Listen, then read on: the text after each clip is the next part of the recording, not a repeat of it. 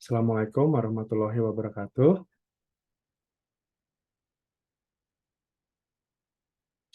Selamat pagi Bapak Ibu semuanya. Selamat datang kembali di Brevet Pajak angkatan yang ketujuh ini. Kali ini hari Sabtu, tanggal 23 September 2023. Dan pagi ini kita akan membahas atau belajar bareng gitu ya terkait dengan EBUPOT unifikasi gitu ya. Sebelum itu saya jelaskan pembuka dulu gitu ya. Jadi eh, sekitar tahun April 2022 itu DJP meluncurkan semacam aplikasi barunya, aplikasi berbasis web, yakni EBUPOT unifikasi gitu ya. Latar belakangnya adalah kalau dulu mungkin Bapak Ibu yang sudah lama mengurusi pajak, itu kan kalau dulu tiap tanggal 20 biasanya kita kan harus lapor SPT macam-macam ya, SPT PPA macam-macam. Ada pasal 21, 22, 23, kemudian 4 ayat 2, pasal 15 gitu mungkin gitu. Yang mana itu semuanya jatuh temponya itu sama gitu ya, tanggal 20 gitu, bulan berikutnya gitu.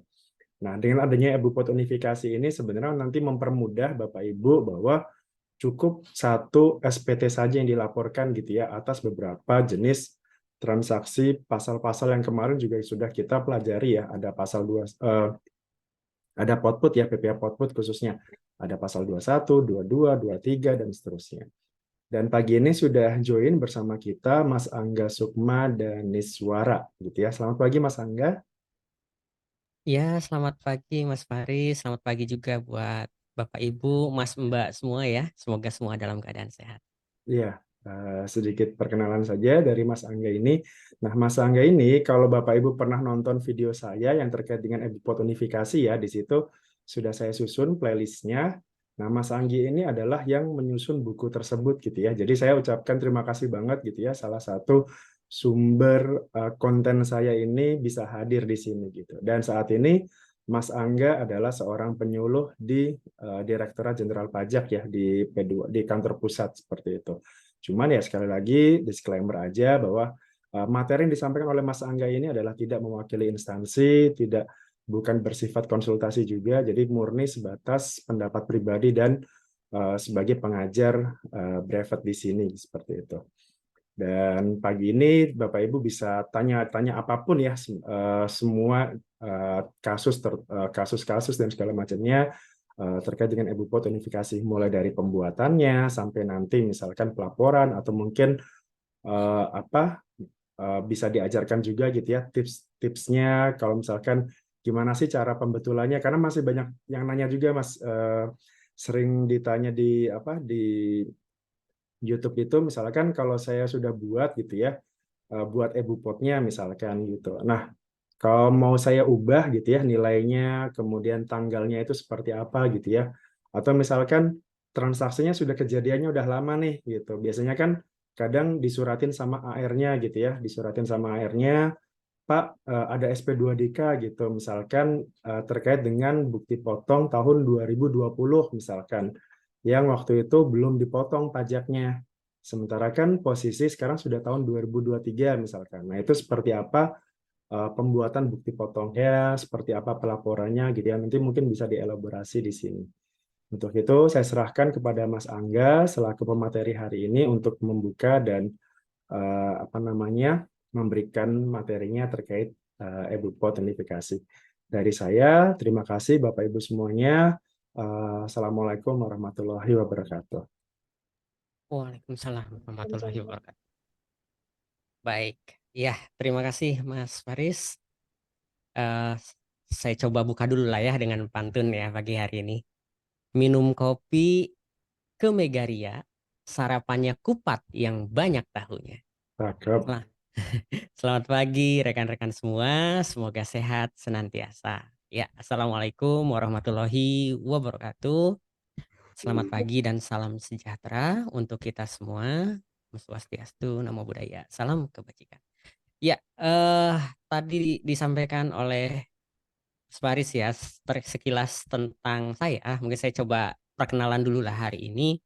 Kita sama-sama berdiskusi terkait dengan aplikasi eBupot Unifikasi. Nah, sebagai perkenalan, ini nama saya. Barangkali ada yang pernah ketemu saya gitu dalam beberapa edukasi pajak. Nama saya Angga Sukma Daniswara. Instagram saya ada @daniswara86 dan nomor handphonenya seperti yang tampak di layar ya. Saya ini saat ini bekerja sebagai penyuluh pajak kebetulan. Kalau hari kerja saya penyuluh pajak, kalau hari libur ya serabutan sana sini gitu ya. Saya bekerja di Direktorat Kedua Humas, Kantor Pusat Direktorat Jenderal Pajak. Kalau dari sisi pekerjaan sebenarnya udah lumayan lama ya, udah hampir menjelang 20 tahun nih kalau bicara di kantor pajak. Dulu pertama kali penempatannya di kantor pajak Pelayaran Baru Satu, kemudian pernah di Kanwil Jakarta Selatan, pernah juga di kantor pusat, kemudian promosi jadi akun representatif di Pancoran dan kemudian dilanjutkan di Madia Selatan. Sekarang di kantor pusat. Nah, hari ini mungkin saya coba berbagi pengalaman terkait dengan apa yang dulu ataupun apa yang sekarang sering ditanyakan oleh rekanan ataupun para wajib pajak terkait dengan aplikasi eBupot aplikasi eBupot umum. Sorry, kemarin baru edukasi eBupot instansi pemerintah jadi agak suka ketukar-tukar. Nah, tadi seperti disampaikan oleh Mas Waris ya, mungkin kita sebelum kenalan seperti apa aplikasinya, bagaimana tata cara penggunaannya. Nah, hari ini dua agenda selama 2 jam ke depan kita akan coba pelajari dulu seperti apa sih teoritisnya gitu ya sebelum nanti kita beranjak ke simulasinya. Nah, dalam simulasi mohon izin karena tidak ada dummy seperti aplikasi ISPT PPH pasal 21 ataupun e-faktur, maka dalam proses nanti kita menjelaskan, sharing terkait simulasi, nanti kita akan coba hibrid ya, ada yang live, ada yang menggunakan slide karena adanya keterbatasan akses. Namun semoga apapun metodenya bisa dipahami pola ataupun alur bagaimana menggunakan aplikasi ini. Nah, sedikit cerita seperti tadi diungkapkan Mas Faris bahwa aplikasi ini sebenarnya diharapkan menjadi solusi bagi para wajib pajak yang dulu kalau misalnya mau lapor pajak, khususnya kan ada yang namanya pasal 4 ayat 2 ya, PPh final. Dulu ada aplikasinya sendiri yang namanya ISPT PPh final pasal 4 ayat 2. Jadi kalau mau lapor UMKM, lapor atas pemotongan pajak terkait dengan sewa ataupun pengalihan hak atas tanah dan bangunan gitu ya. Dulu ada aplikasinya sendiri, yang mana setiap aplikasi pasti punya karakteristik penggunaan yang berbeda-beda dan juga ada error yang berbeda-beda ya. Kemudian kalau bicara terkait misalnya industri pelayaran ataupun penerbangan dengan menggunakan jasa charter gitu ya, kita kenal ada yang namanya PPh pasal 15. Itu dulu ada aplikasinya sendiri. Kemudian kalau bicara masalah ATPM misalnya ataupun para bendahara-bendahara yang menjadi pemungut selain instansi pemerintah dulu ada yang namanya ISPT PPh pasal 22.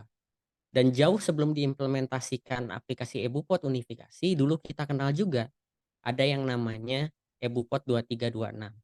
Di mana aplikasi-aplikasi tadi yang saya sebutkan selain eBupot 2326 itu sifatnya itu adalah menggunakan installer gitu ya, seperti ISPT PPh 21 yang kemarin Mas Ratu sampaikan.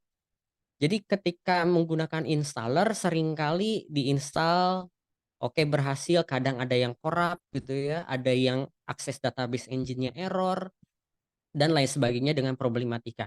Belum lagi kalau datanya hilang gitu ya, ketika misalnya dari teks admin satu beralih ke teks admin berikutnya seringkali transisinya tidak mulus, maka datanya hilang. Nah, salah satu keistimewaan dari aplikasi eBupot Unifikasi ini dia itu sifatnya web based, artinya untuk menggunakan aplikasi ini kita tidak perlu menginstal aplikasi apapun, tidak perlu menggunakan installer. Yang terpenting adalah Bapak Ibu rekan-rekan semua cukup terkoneksi dengan internet gitu ya. Maka kalau terkoneksi dengan internet langsung bisa menggunakan aplikasi eBupot Unifikasi. Nah, aplikasi eBupot Unifikasi juga merupakan gabungan dari beberapa aplikasi sebenarnya. Jadi dulu ISPT PPh 4 ayat 2, 15, 22, 23, 26 itu ada banyak, sekarang dikumpulkan jadi satu satu aplikasi tunggal EbuPot unifikasi, dan pelaporannya pun nanti cukup satu saja, tidak banyak gitu ya. Jadi harapannya cost administration-nya jauh menjadi lebih murah. Kemudian berkaitan dengan data tadi, karena datanya tersimpan di server Direktorat Jenderal Pajak, maka siapapun yang menggunakan sepanjang memiliki username dan password dari perusahaan tersebut, maka datanya aman gitu ya, tidak mungkin hilang. Dan sifatnya adalah real time. Artinya ketika misalnya Bapak Ibu, rekan-rekan semua membuat bukti potong, kemudian bukti potongnya dikirim melalui email misalnya di menu yang sudah disediakan, maka saat itu juga si rekanan itu dapat mengkreditkan atas bukti potong tersebut. Jadi sifatnya real time, sama halnya seperti e-faktur. Nah, ini latar belakangnya.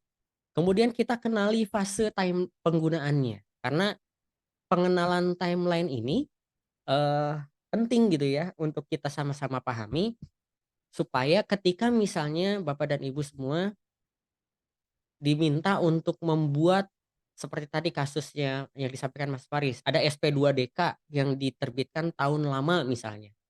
Ketika di timeline ini masih menggunakan aplikasi lama, artinya apapun yang diminta oleh SP2DK tadi, entah itu pembetulannya ataupun pembuatan bukti potong awalnya, itu wajib digunakan dengan menggunakan aplikasi yang lama. Sementara ketika di dalam timeline ini sudah ditetapkan harus menggunakan aplikasi EbuPot unifikasi, maka segala bentuk pembuatannya wajib menggunakan melalui aplikasi EbuPot unifikasi. Nah, di sini ada 5 fase. Diawali dari implementasi tahap awal itu di tahun 2019 gitu ya, di mana di situ mulai terbit peraturan Dirjen Pajak nomor 20 tahun 2019.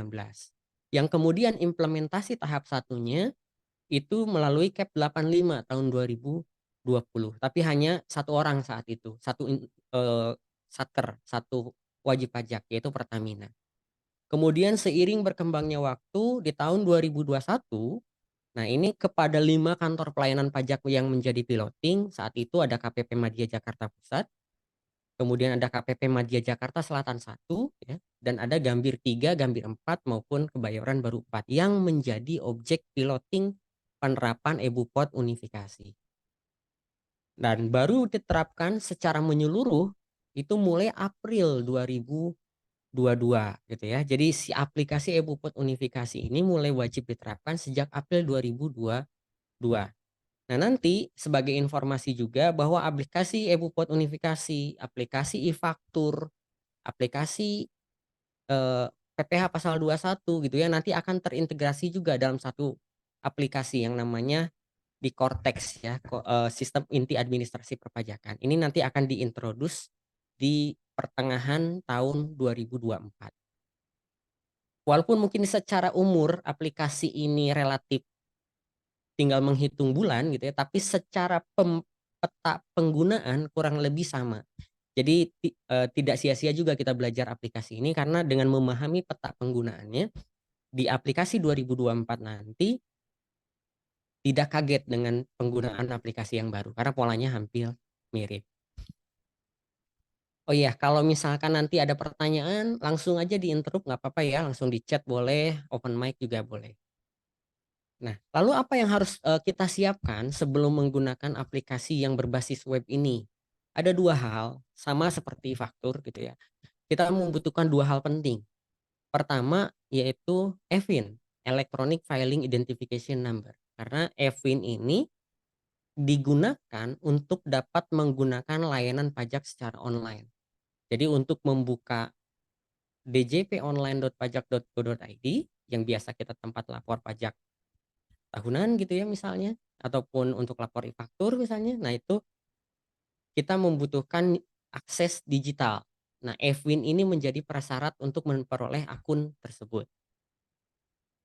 Kemudian yang kedua adalah digital certificate atau sertifikat elektronik. Nah, sertifikat elektronik ini untuk saat ini memang baru yang diberikan oleh Direktorat Jenderal Pajak, artinya yang non sertifikasi. Nah, ke depan di tahun 2024 penggunaan sertifikat elektronik ini tidak hanya terbatas melalui sertifikat elektronik yang dikeluarkan oleh Direktorat Jenderal Pajak, tapi juga nanti diperluas dengan hadirnya sertifikat digital yang dikeluarkan oleh lembaga yang tersertifikasi. Nanti aturannya akan ada terbit gitu ya. Ini sebagai informasi saja. Nah, untuk saat ini penggunaan sertifikat elektroniknya masih terbatas yang dikeluarkan oleh Direktorat Jenderal Pajak. Nah, sertifikat elektronik ini sama seperti dengan sertifikat yang biasa kita gunakan untuk lapor e-faktur ya, ataupun membuat faktur pajak.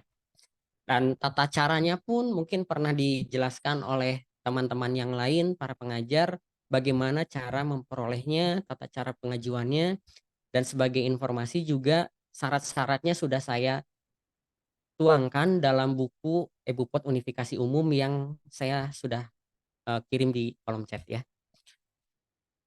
Jadi ada dua file penting yang harus kita siapkan, EVIN untuk akses ke laman DJP online-nya, dan sertifikat elektronik ini yang memuat tanda tangan digital dan identitas dari perusahaan Bapak Ibu semua.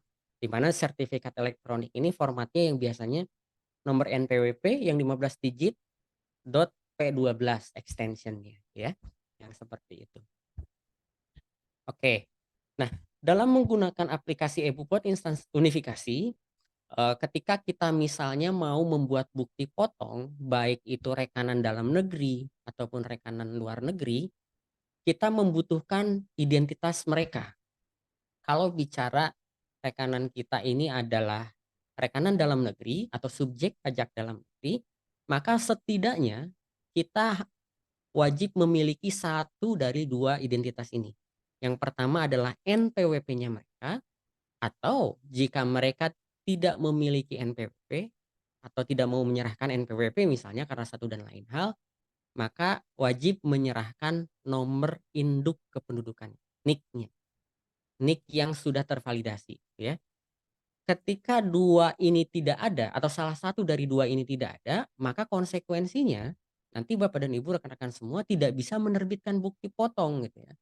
Ketika bukti potong tidak dapat diterbitkan, risikonya kita nanti akan dikejar-kejar oleh para petugas pajak karena tidak menerbitkan bukti atas transaksi atau pemotongan ataupun pemungutan yang dilakukan. Jadi syarat mutlak nih, satu dari dua identitas ini. Kalau mereka nggak mau menyerahkan NPWP, harus mau menyerahkan NIK-nya. Jangan pernah mengambil resiko dengan memasukkan identitas perusahaan kita di diri kita sebagai pengganti NPWP ataupun NIK mereka. Karena konsep dasar pajak penghasilan adalah memotong penghasilan seseorang. Ketika nanti rekan-rekan ini memasukkan identitas rekan-rekan sebagai pihak yang dipotong, maka nanti kantor pajak akan mendeteksi jangan-jangan rekan-rekan semua yang mendapatkan penghasilan, bukan rekanan yang seharusnya. Nanti potensinya ketika dilakukan ekualisasi data menjadi sumber dari SP2DK ya, surat permintaan penjelasan data dan keterangan. Jadi itu ya critical point-nya. Pastikan mereka mau menyerahkan NPWP atau NIK. Sedangkan kalau misalkan ada rekanan kita di luar negeri yang merupakan subjek pajak luar negeri, maka pastikan mereka mau memberikan tax identification number atau nomor NPWP mereka yang di luar negeri tersebut. Kemudian kalau misalkan nanti ketika kita mau memotong PPh pasal 26 misalnya, mau menggunakan tarif sesuai dengan perjanjian penghindaran pajak berganda atau P3B, nah maka pastikan mereka menyerahkan juga yang namanya surat keterangan domisili sebagai wajib pajak luar negeri, yang mana nanti akan kita inputkan ke dalam aplikasi e-Bupot Unifikasi. Nah, ini adalah tahapan persiapan. Jadi selain EVIN, kemudian sertifikat elektronik, pastikan juga nanti kita menerima data lawan transaksi. Nah, ada satu pegangan hukum kalau kita mau bicara aplikasi e-Bupot Unifikasi ya. Ada PR 24 tahun 2021. Di mana di situ disampaikan bahwa kalau kita sebagai rekanan-rekanan wajib pajak itu punya beberapa kewajiban yang melekat sebagai konsekuensi dari penerapan withholding tax gitu ya. Pertama, kita diminta untuk membuat bukti pemotongan atau pemungutan atas setiap transaksi yang dilakukan. Dan jangan lupa menyerahkan bukti potong tersebut kepada pihak yang dipotong atau dipungut. Nah, di sini di dalam peraturan pemerintah nomor 94 tahun 2010 disampaikan bahwa kapan sih kita ini harus menerbitkan bukti potong gitu ya. Nah, kalau misalkan di pasal 23 misalnya, itu kan bukti potong sesuai amanat PP 94 tahun 2010, disampaikan bukti potong paling lambat dibuat pada akhir bulan saat pembayaran, saat disediakan atau disediakan untuk dibayarkan gitu ya, atau saat jatuh tempo pembayaran, mana yang terjadi lebih dulu. Jadi si bukti potong ini maksimal kita buat paling lambat di akhir bulan terjadinya yang tadi saya sebutkan, pada saat pembayaran, pada saat disediakan untuk dibayarkan, atau jatuh tempo pembayaran, mana yang lebih dulu. Dan critical point-nya adalah ketika Bapak Ibu membuat bukti potong ataupun menerima bukti potong dari pihak lain, pastikan menyimpan itu sebagai arsip. Karena itu merupakan kredit pajak yang akan kita kreditkan di akhir tahun nanti di dalam lampiran SPT tahunan badan kita misalnya. Jadi itu sebagai deposit sebenarnya kalau ngomongin bukti potong. Nah, kemudian tentu kalau berkaitan dengan pemotongan kita diminta juga untuk menyetorkan ya PPh yang sudah dipotong atau dipungut, ataupun kalau misalkan ada transaksi yang setor sendiri di situ harus disetorkan juga, dan jangan lupa dilaporkan gitu ya. Stepnya akhirnya adalah pelaporan yang mana paling lambat tanggal 20 hari setelah berakhirnya masa pajak. Jadi kalau misalkan sekarang September, paling lambat untuk transaksi bulan September itu adalah 20 Oktober. Nah, yang harus kita perhatikan adalah ketika kita menyetor ataupun melapor, pastikan selalu memperhatikan jatuh temponya. Karena sesuai dengan Undang-Undang KUP gitu ya, ada denda keterlambatan penyetoran atau keterlambatan pelaporan. Nah, tidak pernah ada denda keterlambatan penerbitan bukti potong. Yang kita kenal hanya denda keterlambatan pelaporan dan pembayaran. Jadi misalkan in case ketika Bapak dan Ibu mencoba membuat bukti potong, ternyata sistem pajak mengalami gangguan yang mana menyulitkan kita untuk membuat bukti potong dan melapor, maka pastikan setor dulunya itu sesuai dengan timeline yang sudah ditentukan. Yang penting setor dulu sampai dengan jangka waktu terakhirnya supaya tidak kena denda pelaporan. Begitu pula dengan pelaporan misalnya ya. Ketika misalnya nih berkas belum selesai semua nih, masih ada yang belum saya buat bukti potongnya. Nah, kalau misalkan sudah mepet deadline, maka laporkan saja dulu apa adanya. Nanti bisa melakukan pembetulan. Karena dengan melakukan seperti itu kita bisa meminimalisir munculnya denda keterlambatan penyetoran ataupun pelaporan. Nah, berikutnya di dalam Pot Unifikasi kan meliputi beberapa 5 jenis pajak ya. Ada pasal 4 ayat 2, 15, 22, 23 dan 26. Nah, ketika membuat melalui aplikasi Pot Unifikasi, itu biasanya kita kenal ada 2 jenis bentuk bukti potong atau bukti pungut. Pertama, yaitu bentuk bukti potong atau bukti pungut yang dibuat dengan format standar. Artinya yang memang di-create melalui aplikasi Pot Unifikasi. Formatnya sesuai dengan Per 24 tahun 2021.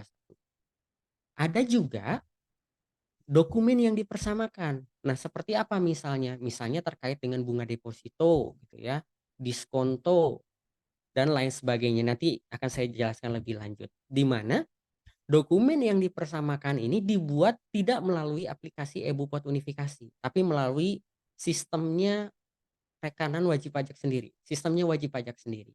Misalnya berkaitan dengan tabungan gitu ya. Kan ada cetakan tabungan dari sistem banknya. Nah, itu menggunakan format yang dari masing-masing wajib pajak, tidak di-create melalui aplikasi Pot Unifikasi.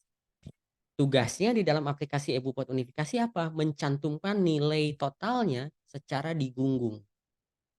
Nanti hanya melaporkan nilai totalnya, berapa peredaran penghasilan brutonya, berapa PPh yang dipotong atau dipungutnya. Nah, bicara masalah format standar, nanti akan kita lihat seperti apa bentuknya gitu ya. Output dari aplikasi ini ada 2. Pertama, cetakan bukti potong, bukti pungut PPh pasal 4 ayat 2, 15, 22 dan 23 yang lokal atau dalam negeri. Di mana istilah formulirnya itu adalah formulir BPBS, bukti potong, bukti setor. Dan ada lagi ketika rekanan kita tadi adalah rekanan wajib pajak luar negeri ya, yang misalnya Facebook atau Meta ya sekarang. TikTok dan lain sebagainya, maka formulir yang digunakan kalau residen asing yaitu adalah formulir BPNR, bukti potong non residen, bukan penduduk. Biasanya isinya berkaitan dengan PPh pasal 26 dan pasal 4 ayat 2 bagi wajib pajak luar negeri. Nah, ini adalah output dari aplikasi ini. Nah, ada dua mekanisme ketika kita mau membuat bukti potong ini. Kita bisa menggunakan secara key in, ya, key in sama seperti di aplikasi e-faktur gitu ya. Kita bisa menginput secara langsung melalui laman webnya, di mana kalau menggunakan key in artinya bukti potong yang diterbitkan itu cetakannya real time sesuai dengan tanggal kapan kita merekam. Nah, seringkali kita dihadapkan pada suatu kondisi yang membutuhkan tanggal backdate. Nah, maka solusi kalau misalkan kita mau menerbitkan bukti potong secara mundur tanggalnya, ataupun kalau misalnya jumlahnya ini banyak, ratusan, ribuan yang memang kita sulit untuk menginput satu demi satu, maka disediakan juga yang namanya skema impor melalui Microsoft Excel, di mana template-nya nanti sudah disiapkan di laman eBupot-nya. Oke, nah ini berikutnya teoritis dulu ya. Ini adalah bentuk bukti potongnya. Tadi disampaikan ada dua bentuk bukti potong. Bukti potong BPBS, bukti potong bukti setor, yang mana isinya adalah nomor bukti potong, ya, yang paling atas sebelah sini. Kemudian ada identitas pihak yang dipotong, NPWP, NIK, dan namanya. Kemudian ada jenis pajak yang dipotongnya apa? Apakah 4 e 2, 15, 22, 23, 26 gitu ya. Kemudian dokumen referensinya apa? Kemudian kalau dia mendapatkan fasilitasnya nanti muncul di sini. Nanti kita juga coba cek. Kemudian ada identitas pihak yang melakukan pemotongan atau pemungutan. Nah, di sini identitasnya, di mana nanti tanda tangannya dilakukan secara digital. Ya, di sini muncul QR code yang mana pihak lawan transaksi, rekanan lawan transaksi bisa mengecek dengan men-scan QR code yang muncul di pojok kiri bawah. Nah, ini bukti potong yang pertama bentuknya seperti ini. Kemudian yang kedua yang tadi saya sampaikan ketika rekanan kita adalah non-resident, bukan penduduk. Bukti potongnya bentuknya seperti ini, redaksionalnya menggunakan bahasa Inggris, ya, withholding tax receive, artikel pasal 26 dan pasal 4 ayat 2, artikel 4 section 2 gitu ya. Isinya kurang lebih sama, ada identitas pihak yang dipotong, jenis pajak yang dipotong, dan lain sebagainya. Nanti slide ini silahkan rekan-rekan pelajari juga, nanti kami bagikan. Nah, berikutnya ketika kita menerima atau membuat bukti potong, kalau dulu sebelum eBupot unifikasi ataupun sebelum eBupot 2326 diterapkan, setiap wajib pajak itu membuat penomoran secara manual gitu ya, sendiri-sendiri. Nah, sekarang nomornya itu di-generate by system dan selalu berkepala dua. Jadi kalau misalkan menemukan kepala satu, itu sudah pasti berarti tidak di-create melalui aplikasi eBupot unifikasi. Nah, dua ini artinya dokumennya berbentuk elektronik ya, yang angka 2 di depan. Ini. Nah, kemudian diikuti oleh dua kode seri 00 sampai 99. Ini random sesuai dengan nomor urutnya. Dan ada nomor seri yang terdiri dari kita 8 digit nomor seri belakang. Nah, yang membedakan dengan e-faktur, kalau misalkan teman-teman di e-faktur kan ketika faktur pajak itu diganti, pasti digit kedua itu berubah menjadi angka 1. Misalnya digit ketiga maaf berubah menjadi angka 1. Misalnya 020 kalau bertransaksi dengan instansi pemerintah gitu ya, ketika fakturnya diganti menjadi 021. Berapapun faktur pajak yang diganti pasti depannya selalu 021. Nah, kalau di bukti potong di eBupot itu tidak ada penggantian nomor. Jadi nomornya selalu sama. Tidak ada penggantian satu seperti di faktur, tapi tetap sesuai dengan nomor bukti potong normalnya. Yang membedakan apa? Yang membedakan nanti statusnya saja, apakah dia dibetulkan atau dihapus. Ini struktur penomorannya. Berikutnya, nah ini yang sering kali miss di lapangan. Ketika misalnya rekan-rekan membuat bukti potong, sistem ini kadangkala mengalami gangguan, sistemnya pajak. Seringkali yang harusnya statusnya PPh-nya adalah tidak final misalnya, tapi tercreate menjadi PPh final. Nah, dampaknya apa? Kalau misalnya yang harusnya tidak final, ternyata tercreate final, maka efeknya karena sifatnya ini adalah statusnya final, berarti dia tidak dapat dikreditkan dalam SPT tahunan. Kan jatuhnya rugi gitu ya. Jadi hati-hati juga misalnya ketika rekan-rekan menerima bukti potong dari pihak lain. Pastikan apakah bukti potong ini final dan atau tidak final. Ketika tidak final, pastikan checklistan atau cross cross di cetakan bukti potongnya ini juga tidak final supaya bisa dikreditkan dalam SPT tahunan. Seringkali ketika sistemnya error berbeda gitu ya, yang bisa merugikan kita semua pelaku wajib pajak. Berikutnya ada informasi PPh yang dipotong atau dipungut gitu ya. Nah, di sini yang menarik adalah ketika misalnya rekanan kita tidak memiliki NPWP, kemudian dia menyerahkan NIK, maka kan secara ketentuan saat ini dia dikenakan tarif 100% lebih tinggi gitu ya kalau kita bicara PPh pasal 23. Kalau sekarang dengan implementasi NIK menjadi NPWP sepanjang NIK-nya valid sebenarnya tarif ini tidak berlaku lagi. Tapi ketika NIK-nya tidak valid maka sanksi kenaikan 100%-nya masih berlaku. Nah, seringkali diinformasikan bahwa tarif yang muncul di sini di sistem meskipun mengalami kenaikan tarif 100% lebih tinggi, dia tidak muncul sesuai dengan yang seharusnya. Misalnya ketika tarif PPh 23-nya 2% kan normalnya jadi 4% nih di tarif kolom tarif di sini. Ternyata tetap tertulis 2%. Nah, jangan kaget dulu gitu ya. Yang penting cek apakah nilai PPh yang dipotongnya ini sesuai atau tidak. Biasanya kalau memang dia kena tarif 100% lebih tinggi, meskipun tarifnya tertulis 2%, tarif tapi PPh yang dipotongnya dia sudah sesuai menjadi 4%. Nah, kadangkala sering muncul bug seperti itu. Setahu saya menurut pengembang ini informasinya sudah di-update sistemnya. Tapi dalam hal menemukan kasus seperti itu jangan kaget dulu, cek kembali nilai PPh dipotongnya apakah sudah 100% lebih tinggi atau tidak gitu ya. Kemudian yang berikutnya ada dokumen referensi. Nah, ini juga satu yang menjadi perhatian kita semua. Dalam aplikasi eBupot Unifikasi dimungkinkan untuk memasukkan berbagai dokumen referensi. Misalnya kita mau memasukkan invoice, faktur pajak gitu ya dan lain sebagainya. Nah, dalam cetakan bukti potongnya meskipun kita menginput 2, 3, 5 gitu ya, jenis dokumen yang muncul tetap selalu satu. Nah, ini yang harus jadi perhatian. Meskipun kita input 5 yang muncul tetap satu saja. Tapi walaupun demikian di sistemnya pajak tetap terbaca 5 gitu. Ini hanya masalah cetakan dari aplikasi eBupot Unifikasi ini.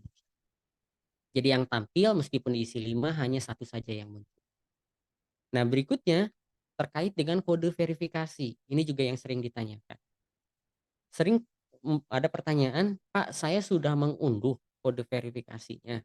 Tapi kenapa ketika saya mengunduh ulang, kode verifikasinya ataupun QR code-nya berubah juga gitu ya.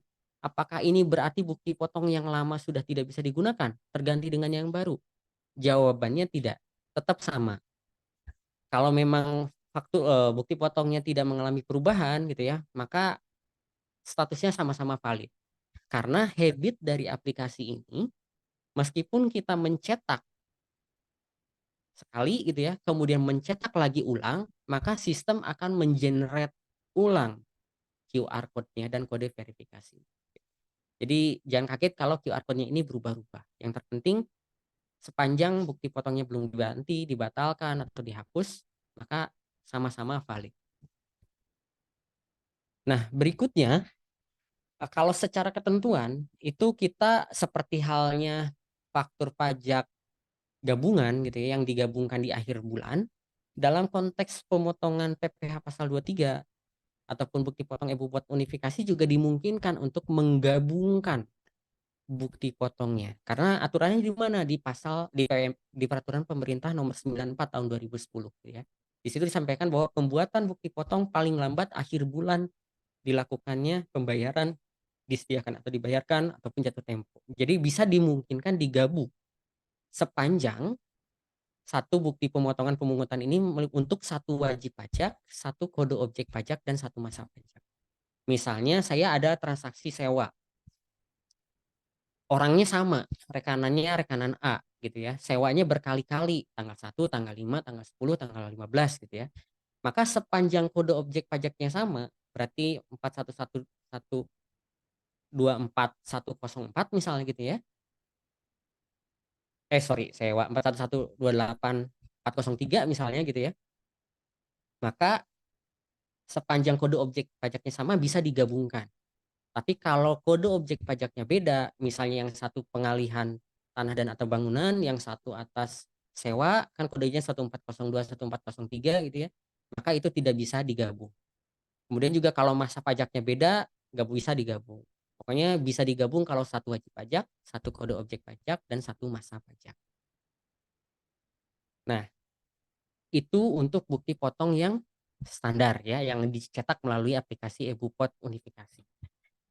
Nah, seringkali ada beberapa wajib pajak misalnya yang bergerak di bidang eh, deposito, yang biasa mengeluarkan deposito, tabungan, diskonto sertifikat Bank Indonesia gitu ya, SUN, Sukuk misalnya, ataupun transaksi IPO dan lain sebagainya. Nah, mereka ini kan memiliki dokumen sendiri ya, seperti misalnya ada buku tabungan, rekening koran, rekening kustodian, rekening efek, dan lain sebagainya. Nah, pembuatan bukti potong yang di dokumen dipersamakan ini tidak melalui aplikasi EBUPOT unifikasi, tapi menggunakan sistemnya rekanan wajib pajak sendiri-sendiri. Jadi bank BPR Angga misalnya gitu ya membuat bunga deposito, maka sistem banknya itu yang menjadi atau yang meng-create dokumen tersebut. Nah, yang terpenting yang diatur guidance-nya di dalam Per 24 adalah di dalam dokumen tersebut pastikan ada nama pihak yang dipotong, ada nomor uniknya ya, misalnya nomor urut dan lain sebagainya, dan ada jumlah PPh yang dipotong. Kalau formatnya kembali lagi diserahkan kepada masing-masing wajib pajak. Tugasnya hanyalah merekam berapa nilai pajak yang dipotong dan berapa nilai penghasilan yang bruto yang dipotong tadi ya. Hanya mencantumkan nilainya saja di aplikasi EBUPOT. Nanti kita sama-sama simulasi. Nah, kalau di PPh pasal 21 misalnya, kan ketika misalnya transaksinya nihil, maka tidak perlu lapor kecuali khusus bulan Desember wajib lapor. Di dalam EBUPOT unifikasi juga disampaikan bahwa bukti pemotongan unifikasi itu tidak perlu dibuat kalau memang tidak ada transaksi. Tapi kalau misalkan ada transaksi tapi nilai pajaknya ini ternyata nihil karena adanya surat keterangan bebas gitu, misalnya surat keterangan bebas output, maka meskipun nilainya nol tetap harus dibuat bukti potongnya. Kemudian kalau misalkan bertransaksi dengan rekanan wajib pajak UMKM ya. Biasanya yang memiliki surat keterangan PP 23 tahun 2018 atau sekarang diganti dengan peraturan pemerintah nomor 55 tahun 2022. Kalau dulu tidak perlu membuat bukti potong, nah sekarang tetap wajib membuat bukti potongnya ya. Kalau kita bertransaksi dengan wajib pajak UMKM. Kemudian juga kalau misalkan rekanan kita ini wajib pajak luar negeri gitu ya. Terus tarifnya pajaknya ternyata nol gara-gara adanya perjanjian penghindaran pajak berganda dan dia menyerahkan surat keterangan domisili. Maka meskipun nilainya nol tetap wajib kita buat bukti potongnya kalau kasusnya seperti ini. Begitu pula kalau misalkan ada PPh yang ditanggung pemerintah gitu ya, ataupun mendapatkan fasilitas PPh ataupun pemotongan dengan dokumen yang dipersamakan dengan SSP. Nah, itu terkait dengan kewajiban pembuatan bukti potongnya. Berikutnya, seringkali kita misalnya membuat bukti potong, terus salah nih, entah itu masalah nominalnya, salah masalah dokumen, kode dokumennya misalnya dan lain sebagainya. Maka bukti potong yang kita terbitkan itu bisa kita edit, ubah isinya, atau bisa juga kita hapus. sepanjang belum disampaikan SPT masanya. Lantas kalau sudah disampaikan bagaimana? Namanya tidak edit atau hapus, tapi menjadi melakukan pembetulan bukti potong ataupun penghapusan bukti potong, ya. Nah, ini untuk pembetulan diinformasikan bahwa kapan kita bisa melakukan pembetulan, gak usah ragu-ragu, gak usah alergi dengan yang namanya pembetulan. Pembetulan bisa dilakukan sebanyak mungkin, gitu ya, tanpa ada batasan. Tapi semakin sedikit tentu semakin bagus. Pembetulan dilakukan kalau seandainya terdapat kekeliruan dalam pengisian bukti potong, apapun itu, nominalnya, kemudian nomor dokumennya, misalkan, dan lain sebagainya. Nomor dokumen yang menjadi referensi pemotongannya, gitu ya. Kemudian pembetulan dapat dilakukan atas setiap bagian kecuali nomor bukti potongnya yang diubah, masa pajaknya gitu yang diubah, atau identitas pihak yang dipotong atau dipungut. Kalau misalkan ada transaksi kita sudah terlanjur buat bukti potong, ternyata rekanan membatalkan secara sepihak gitu ya, maka bukti potong juga bisa kita batalkan. Atau kalau misalkan ada yang terlewat di masa pajak yang bersangkutan belum membuat bukti potong, bisa kita tambahkan gitu ya, sepanjang belum dilakukan pemeriksaan. Nah, sedikit lagi terkait dengan teoritisnya. Untuk SPT masa, karena jenis pajak yang dipotongnya tadi ada 5 yang di scope dari aplikasi e-Bupet Unifikasi, maka SPT masanya juga sekarang hanya satu, SPT masa unifikasi, yang di dalamnya meliputi 5 jenis pajak. Ada pajak pasal 4 ayat 2, pasal 15, 22, 23, dan 26. Jadi satu SPT masa isinya 5 jenis pajak. Nanti ketika mencek SPT masa unifikasi ini ada 4 bagian, ya. Pertama SPT masa induknya, kemudian ada lampiran satunya tuh formulir DOSS, daftar objek store sendiri gitu ya, yaitu daftar rincian pajak penghasilan yang di store sendiri. Kemudian ada formulir DOPP, yaitu daftar objek potong pungut, itu daftar objek pemotongan pemungutan pajak penghasilan oleh pihak lain. Kemudian juga ada rekapitulasi daftar bukti pemotongan pemungutan beserta daftar SSP-nya. Ataupun kalau misalkan pembayarannya melalui bukti pemindah bukuan, nanti ada rekapitulasinya di lampiran yang ketiga. Nah, sebagai informasi juga bahwa untuk formulir DOSS, DOPP, ataupun rincian formulir daftar bukti potong DBP gitu ya, itu tidak tercetak melalui aplikasi. Kita mau tidak mau harus men-screenshot atas isinya. Karena hasil cetakan SPT masa unifikasi hanya SPT masa induknya saja. Ini salah satu kelemahan dari aplikasi ini. Jadi yang tercreate hanya atas induknya saja. Sama seperti dengan pembuatan bukti potong, kalau misalkan kita ada kesalahan, kekeliruan dalam SPT, jangan sungkan juga untuk melakukan pembetulan SPT. Di mana pembetulan SPT ini bisa atas satu jenis pajak saja, atau bisa juga terdiri dari beberapa jenis pajak seperti yang tadi saya sebutkan. Kemudian bentuknya sama gitu ya. Sebelum di sini ada notifikasi, bentuk SPT masa PPh notifikasi yang dibetulkan mengikuti bentuk semula. Artinya ketika misalnya rekan-rekan semua membuat SPT masanya menggunakan aplikasi e-Bupet Unifikasi, maka pembetulannya pun wajib menggunakan aplikasi e-Bupet Unifikasi. Kemudian kalau bicara mundur nih, misalnya ada SP2DK tahun 2020, di mana saat itu belum menggunakan aplikasi e-Bupet Unifikasi, masih menggunakan aplikasi e-Bupet 2326 misalnya. Kalau normalnya dulu menggunakan aplikasi e-Bupet 2326, maka pembetulannya pun itu hanya dapat dilakukan melalui aplikasi yang sama, e-Bupet 2326. Jadi pembetulan mengikuti aplikasi tempat SPT normalnya digunakan. Nah, oke, lanjut ya.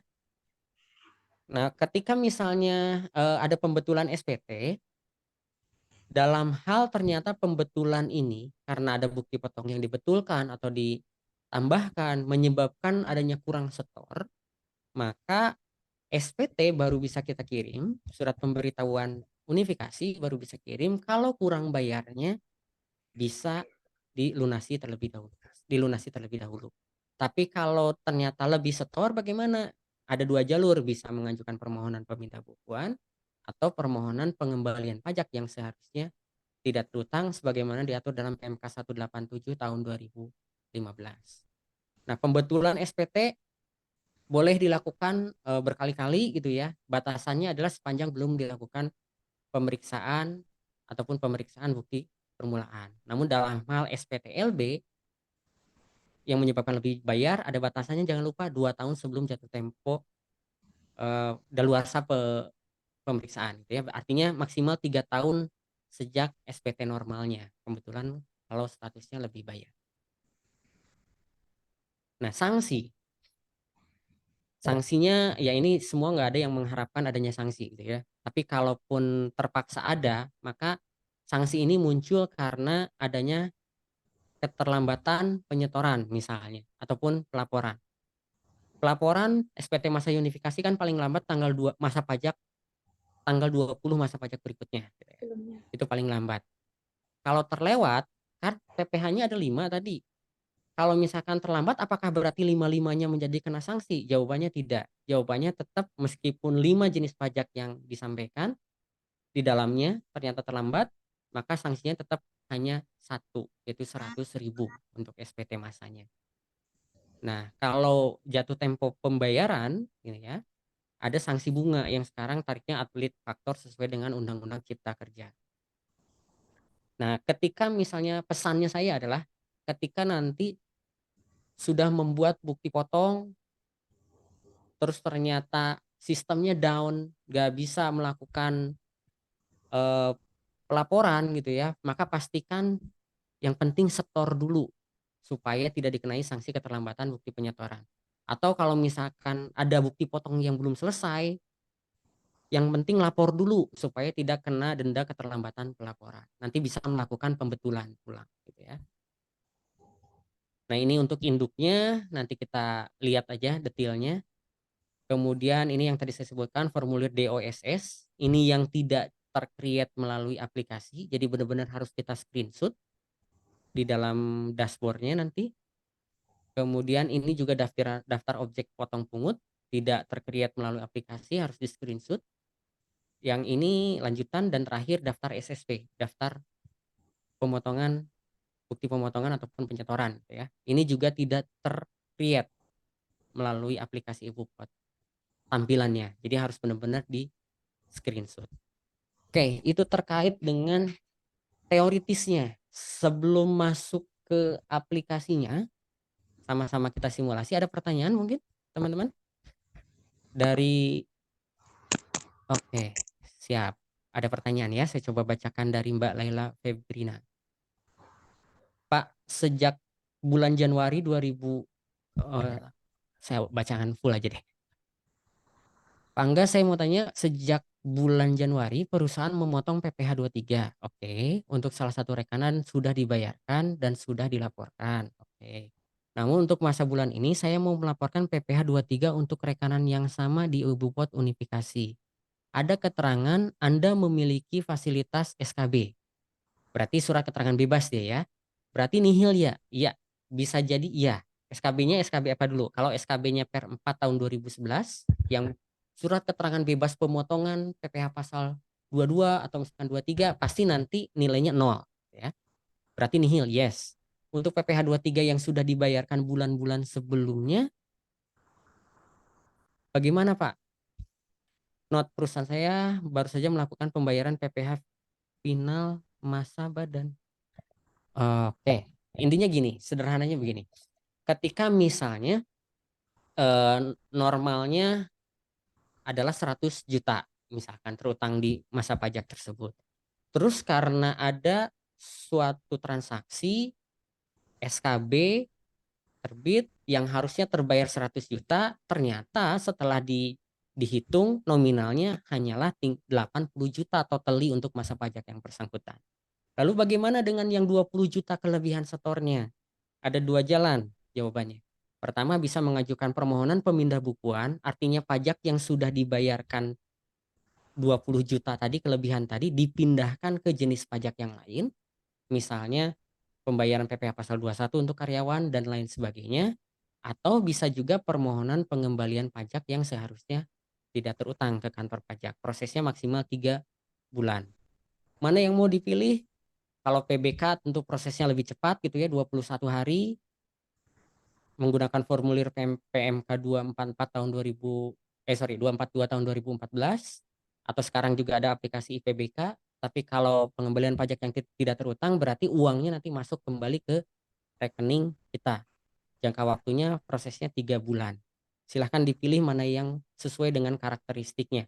Tapi pastikan juga pemilihan metode tersebut inline dengan cetakan bukti potongnya. Kan ketika kita membuat cetakan bukti potong ada pilihan tuh yang checklist 2 di bawah sebelum tanda tangan. Apakah diminta pengembalian tidak terutang atau permohonan pemindah bukuan inline dengan pilihan tersebut.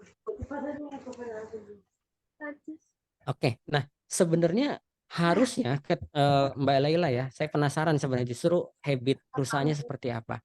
Idealnya kan pembayaran itu baru dilakukan setelah kita meresum seluruh transaksi di bulan yang bersangkutan. Setelah ketahuan misalnya di bulan September transaksinya ternyata yang dipotong 80 juta, maka pembayaran baru dilakukan, bukan dibalik. Bayar dulu barulah bikin bukti potongnya. Kurang lah.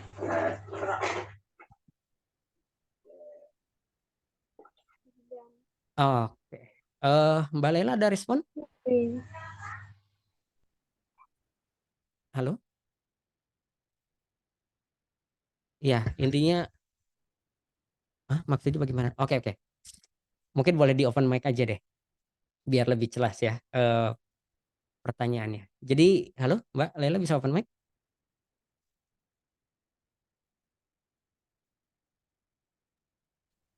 Halo, Oke, iya silahkan. ya Pak. Heeh.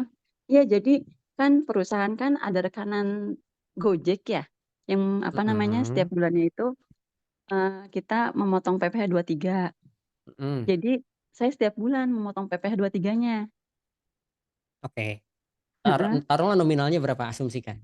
Asumsinya misal 100.000. Oke, 100.000. Oke, Ya. terus?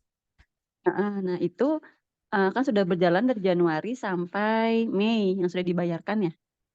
Mm-mm. Nah ini mau melaporkan yang bulan Juni, Juli kan. PPh Oke, 23-nya. Heeh. Nah, ada keterangan SKB itu. SKB-nya kalau boleh tahu berlaku sejak kapan? Masa berlakunya di sini sih 31 Desember 2023. Sampai dengan berlakunya ya. Iya, Terbitnya ini bulan? terbitnya baru ini sih bulan ini, Pak. Oh, Yang bulan Juli. sebelum-sebelumnya tidak ada keterangan seperti ini. Ini nomor Oke. dokumennya keterangannya 00021 garis miring PPUT garis miring KPP 30/10/2023. Oke, berarti baru keluar surat keterangan bebasnya di bulan Juli lah gitu ya, anggap ya. Iya. Oke, berarti yang transaksi dari Januari sampai dengan Mei tidak perlu kita apa-apain, berarti kan sudah benar ya. Oh iya. Itu tidak perlu dibetulkan. Mm-mm. Nah, untuk bulan Juli berarti nanti tugasnya Mbak Laila adalah tetap membuat bukti potongnya. Iya. Nanti ketika ada notifikasi memperoleh SKB, tetap diklik aja. Nanti nilainya tetap dimasukkan nilai penghasilan brutonya misalnya 1 juta. Maka Mm-mm. ketika SKB itu kita inputkan nilai PPh dipotongnya nol dia. Selalu jadi Oh nol. iya. Heeh. Maka ya tinggal dicetak saja diserahkan kepada lawan transaksi. Artinya kalau Mm-mm. nol kita tidak perlu menyetor karena kan Mm-mm. nol gitu. Kalau yang sebelum-sebelumnya karena memang SKB itu belum ada baru terbitnya bulan Juli maka tidak perlu diapa-apain sudah sesuai dengan yang Oh sudah sesuai ya. dilakukan. Iya, Tapi sudah benar kan ya Pak? Maksudnya sudah kalau benar. tadi diakumulasi yang 80 juta itu yang contoh yang tadi itu gimana Pak maksudnya? Oh, contohnya itu Mm-mm. saya asumsikan itu SKB-nya itu ternyata terbitnya udah dari lama, baru ketahuan Oh. misalnya di bulan Juli gitu ya. Misalnya Oh terbitnya iya. sebenarnya sudah dari Januari nih, Mm-mm. baru ketahuan di bulan Juni. Berarti kalau konteksnya seperti itu, berarti kan kita harus membetulkan bukti potong yang lama tuh. Mm-mm. Nah, ketika bukti potong yang lama dibetulkan, kan kita sudah terlanjur motong 100.000. Ya ternyata Mm-mm. jadi nol. Berarti kan kita kelebihan setor nih. Nah, Iya. kelebihan setor itu bisa kita pindah bukukan. Itu konteksnya kalau Oh, SKB-nya berlaku mundur. Tapi ternyata SKB-nya baru berlaku di bulan Juli ke depan. Artinya yang sudah dipotong di bulan-bulan Mei ke belakang itu berarti sudah benar. Tidak perlu diedit lagi. ini lihatnya berlakunya dari kapan itu di mana ya, Pak? Dimulai dari tanggal terbitnya surat keterangan itu kapan? Di tanda tangan itu kan ada tuh Jakarta, koma bulan apa tuh? Oh, saya belum buka sih, Pak. Oh, nanti Iya. dipastikan di situ ya, Oh, iya. karena tanggal itu menjadi tanggal berlaku awalnya. Oh, iya. Jadi cut off-nya itu. Tadi Heeh. disampaikan Desember 2023 itu masa berakhirnya, tapi tanggal awalnya dilihat dari tanggal penerbitan surat keterangannya. Oh, iya. Gitu ya. Iya, Apa baik, cukup Pak. jelas? Ya, jelas, Pak. Oke, baik. Terima kasih. Oke, Kita lanjut makasih. ya. Pertanyaan Mbak Arum. Pak, mau tanya, saya masih rancu nih. Saya PPh 21 atau 23 yang dipotong. Misalnya jasa isi freon. Saya tanya ini bengkelnya resmi atau enggak ya dari pinggir jalan. Terus saya transfer ke pemilik rekening orang pribadi. Itu kenapa PPh 21 atau 23 sih, Pak? Oke, ini. Kalau pajak, ya kita ngomongin tips dan trik pajak nih. Itu selalu merefer kepada dokumen tagihannya. Ketika misalnya Mbak Arum cek di tagihannya ternyata tertulis CV atau PT, maka atas transaksi jasanya itu terutang PPh pasal 23. Artinya harus dipotong PPh pasal 23. Tapi ketika, dan kalau sorry saya tambahkan ya, ketika misalkan kopnya CV atau PT itu kan PPh 23, pastikan menerima NPWP-nya juga NPWP PT atau CV. Nggak boleh tuh NPWP orang pribadi berpotensi menjadi temuan orang pajak. Jadi harus sejalan. Kalau PT berarti NPWP PT yang digunakan. Nah sebaliknya, ketika tagihannya tidak mencantumkan nama PT atau CV, misalnya polosan, kemudian yang diberikannya adalah NPWP orang pribadi, maka itu bisa kita asumsikan, petugas pajak mengasumsikan itu adalah PPh pasal 21 karena yang menyerahkannya adalah orang pribadi. Jadi harus sejalan antara dokumen tagihan dan lampiran NPWP-nya. Kalau PT pastikan PT, kalau orang pribadi pastikan orang pribadi juga. Kemudian terkait dengan nomor rekening. Nah, idealnya nomor rekening itu sesuai dengan nomor rekening tagihan kopnya. Kalau CV ya berarti nanti harusnya supaya tidak menjadi dispute di lapangan, transfernya juga ke rekeningnya CV. Kalau orang pribadi ke rekeningnya orang pribadi gitu ya. Kalau misalkan kita bicara PPh pasal 21. Itu gambarannya sih Mbak Arum. Mungkin ada tanggapan atau mungkin mau memperjelas kasusnya, dipersilahkan. Iya Pak Angga, gini, tulisannya tuh di kwitansinya itu tuh cuman misalnya gini, AJN teknik gitu, nggak ada CV, nggak ada PT gitu loh. Terus Oke. pokoknya dia ada kwitansinya tapi AJN teknik atau enggak Prima Motor gitu. Begitu saya, kalau Prima Motor enggak yang AJN teknik dulu deh yang isi freon ya. Saya tanya, ini bengkel saya pribadi Bu, dia jawabnya gitu. Oke. Bu, transfer aja ke saya. Terus punya NPWP enggak? Enggak punya, bengkel pinggir Oke. jalan dia ngomongnya gitu Pak. Siap. Saya asumsikan nih Mbak Arum kalau tadi AJY teknik ya. AJN. Oh AJN teknik itu Namanya dia saya Pak Aji gitu, maksudnya AJ Aji apa teknik. gitu. Bisa saja bentuknya adalah usaha dagang. Kalau Heeh. di Bali itu marak banget tuh UD usaha dagang gitu ya. Kalau toko-toko kecil di Blok M itu biasanya usaha dagang. UD Iya. itu statusnya sama kayak orang pribadi sebenarnya. Dia UMKM orang pribadi. Jadi nggak masalah sebenarnya AJN teknik. Kita bisa berargumen bahwa dia itu adalah usaha orang pribadi. Yang terpenting adalah ketika dia tidak mau menyerahkan NPWP karena belum punya, pastikan harus menyerahkan NIK yang sudah tervalidasi supaya bisa kita potong tarifnya 100% menjadi lebih tinggi. Lalu pertanyaannya, PPh pasal 23 atau 21 gitu ya. Kalau konteksnya adalah jasa isi freon gitu. Karena ini kan jasa yang diserahkan oleh orang pribadi, maka dikenakannya PPh pasal 21. Tarifnya kok berapa? 5% kali 50% kali bruto, berarti kan 2,5% ya. Kalau asumsinya di bawah 60 juta tadi transaksinya. Iya. Seperti itu sih Mbak Arum, Iya, apakah iya. cukup jelas? Oke, jelas kalau gitu. Oh Berarti ya, dia jadi PPh 21 ya. Iya. Tapi kalau jelas CV, PT itu pastikan ya, Heeh. jangan sampai mau menerima NPWP-nya NPWP orang pribadi. Nanti kita berpotensi kena tuh. Oh, ada satu lagi nih Pak, misalnya Boleh, Prima silakan. Motor gitu ya. Saya tahu dia tuh sebenarnya punya, kalau Prima maksudnya ada apanya sih namanya tuh, notaris gitulah. Prima Motor Oke. mereka bikin gitu. Cuman begitu pas saya kan ada jasa juga, saya servis knalpot gitu ya. Saya transfernya ke rekening pribadinya yang punya tuh. Gitu. Dia juga katanya sih dia punya apa sih namanya? Punya PKP lah gitulah. Dia jadinya PKP, bisa orang pribadi tapi PKP, dia Oh, bilang gitu. Saya tuh kena ini nih PPh 21 atau 23 tuh jadinya Pak. harus dilihat konteksnya sih. Meskipun dia pengusaha kena pajak, itu kan bisa saja orang pribadi yang menjadi pengusaha kena pajak. Hmm, Balik lagi, kalau orang pribadi kenanya berarti PPh pasal 21. hmm, Tapi kalau badan itu kenanya PPh pasal 23. hmm. Nah, yang paling gampang sebenarnya kalau itu ya cara ngebedain orang pribadi defaultnya 21, badan 23. Orang pribadi itu hanya dikenakan PPh pasal 23 kalau berkaitan dengan sewa penggunaan harta. Misalnya apa? Misalnya si orang pribadi itu menyewakan mobilnya. Mobilnya kan harta ya. Iya, Maka itu dikenakannya PPh pasal 23. Hanya berkaitan dengan sewa penggunaan harta. Di luar itu habitnya adalah PPh pasal 21 kalau orang pribadi. oke. Itu ya. Berarti saya 21 aja deh, gitu ya Pak ya.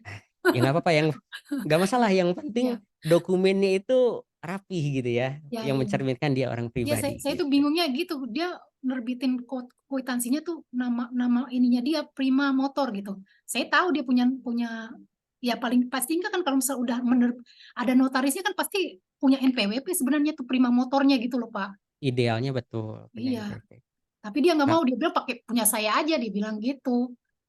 oke, berarti yang diserahkan NPWP orang pribadinya ya. Iya, pribadi yang pemiliknya. Ya kita gak bisa maksa juga sih, maksudnya dalam arti yang terpenting adalah dari sisi Mbak Rum untuk menjaga, memastikan tagihan invoice-nya, kopnya sejalan dengan yang kita potongnya. Iya, kemarin sih saya akhirnya suruh bikin surat pernyataan aja. Nah, Ya, itu saya lebih banyak cocok lagi. banyak banyak transaksi sama mereka kan, saya bilang kalau misal ini sebenarnya menyatakan kalau ini transfer transaksinya ke pribadi gitu, mereka yang tanggung jawab gitu loh Pak, nantinya kalau Betul. saya kena pemeriksaan gitu. Betul Betul, ya Pak betul. ya? Itu Nah, ya itu langkah aman, bagus, ya, bagus sekali ya. oke, makasih banyak Oke, Pak. siap, sama-sama. Oke, ada lagi? Kalau tidak ada, kita coba lanjut dulu ya. Nanti SKB. Oh, iya, di mana SKB? Silahkan Mbak Laila. Saya coba browsing dulu deh ya contoh Halo, bentuknya. Atau iya ada Pak. fotonya? Oh Boleh iya. di-share? Oh, sebentar. Ini saya pakai handphone. Oh ya Iya nggak Pak, apa-apa. jadi saya Gimana? masih bingung soal SKB ini ya. Kan pihak Gojek nanti kan mengembalikan apa namanya sejumlah yang kita potong ya, yang kita bayarkan. Berarti nanti mereka tidak membayar ya ke kita ya, Hah? kalau nol ya. Bentar, sebentar. Heeh. Eh, yang menerima penghasilan tuh Gojeknya atau perusahaannya Mbak Laila?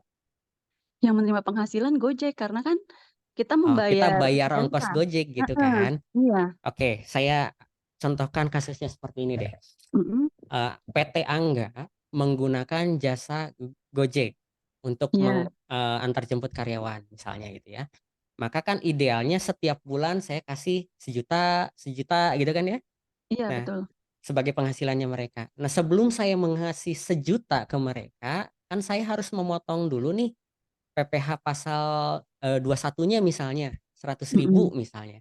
Berarti kan yang saya serahkan ke mereka itu cuma 990, sorry, 900, taruhlah yang dipotong 50.000. Oh iya, 950.000 Hah? plus bukti potong sebesar Iya, 50.000 gitu kan ya. iya betul. Heeh. Idealnya seperti itu.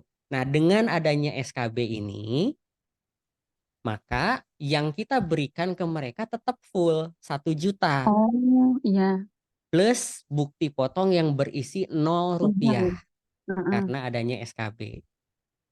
Mm-mm. Udah sesederhana Oh itu. iya. Nah, kalau misalnya perusahaan yang menerima penghasilan itu berlaku juga Pak, SKB ini. Misalnya perusahaan apa namanya, kitanya yang menerima penghasilan. Jadi kita memakai jasa ke vendor misalnya. Hmm, Heeh. berat Nah itu berlaku juga kitanya ya? yang kita menerima penghasilan. Berarti kita Iya. juga harus memiliki surat keterangan bebas juga Heeh.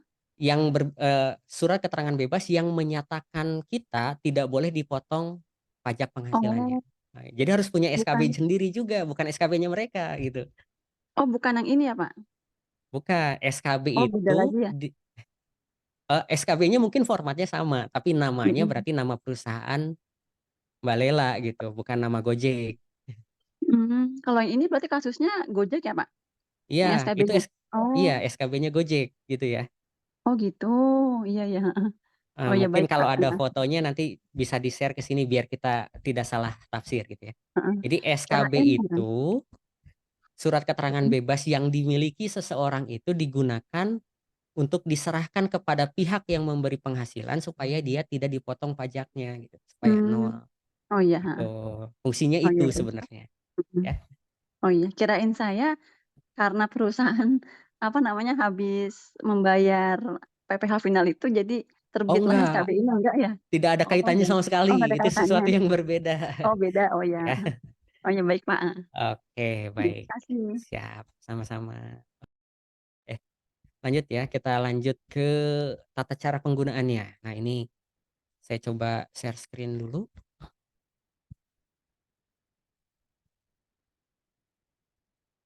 Oke, sudah muncul ya Google Chrome saya. Oh, sorry, saya tutup dulu. Saya pakai new incognito biar aman.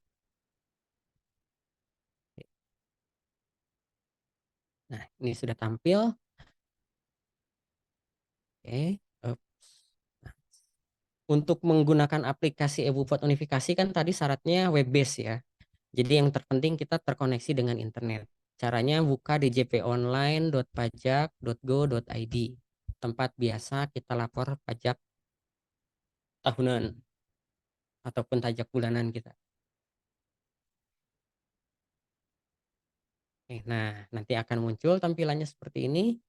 Ini saya izin menggunakan akun salah satu rekan saya.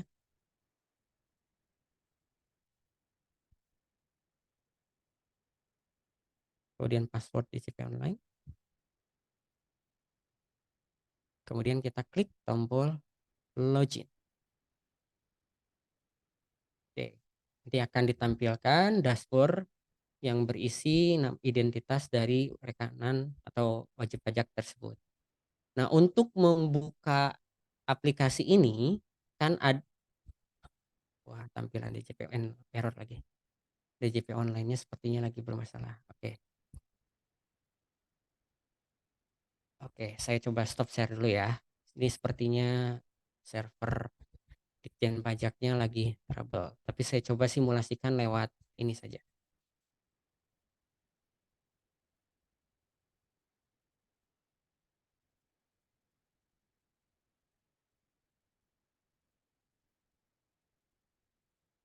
Oke, untuk simulasi awalnya saya coba share screen dulu ya. Ini tampilannya alur prosesnya sebelum kita login kita petakan ada 6 jenis alur. Nanti kita akan coba login, kemudian untuk langkah awal pertama kali kita mengeset nama peneretangan, nanti kita akan coba buat bukti potongnya, entah itu melalui key in ataupun melalui import. Kemudian nanti posting ya. Jadi setiap bulan ini pastikan memposting supaya membuat draft bukti SPT-nya, draft SPT-nya, nanti penyiapan SPT terakhir diakhiri dengan pengiriman SPT. Nah, langkah yang pertama berkaitan dengan login yang seperti tadi djponline.pajak.go.id, kita masukkan NPWP kita, kemudian password DJP Online. Nah, untuk menjumpai menu eBupot Unifikasi itu ada di menu lapor. Kita klik tab lapornya, kemudian adanya di menu pra pelaporan ya. Lapor, pra pelaporan, nanti akan muncul eBupot Unifikasi.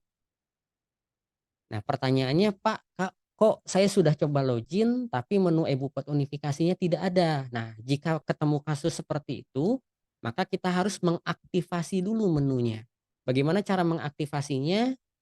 Di laman dashboard, pilih menu profil. Kalau tadi kan ada di tab lapor ya, kita pilih menu profil, kemudian pilih submenu aktivasi fitur. Nah, kemudian checklist EBUPOT unifikasinya. Baru ubah fitur layanan. Nanti ketika klik ubah fitur layanan, maka sistem akan melogout secara otomatis.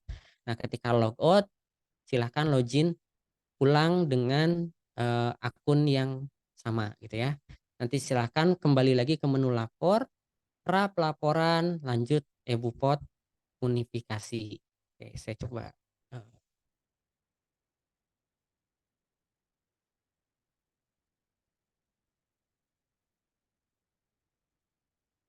Yaitu tata cara loginnya. Sebentar saya share screen lagi. Nah, setelah berhasil login, nanti akan ditampilkan dashboard seperti ini ya. Ini udah mulai live nih dashboardnya. Jadi di sini ada 4 sub menu utama. Ada 4 menu utama. Dashboard. Dashboard ini berisi seluruh informasi SPT masa PPH unifikasi yang sudah berhasil kita kirimkan. Ini contohnya ada di masa Mei 2023, Juni, Juli, ada yang normal, ada yang pembetulan gitu ya. Dan ada yang masa pajak Agustus. Kemudian ada saya coba tampilkan satu-satu menunya ya. Di dashboard ini ada tombol aksi, ada tombol lihat BPE, berarti untuk melihat bukti penerimaan elektroniknya. Nah, di sini muncul ya pop-up-nya ya, tampilan bukti penerimaan elektroniknya. Nah, pastikan setiap bulan kita sampai dengan menerima bukti penerimaan elektronik ini. Kalau belum, berpotensi dikenai sanksi yang 100.000 keterlambatan pelaporan. Pastikan ini benar-benar sampai kita terima. Nah, di situ kita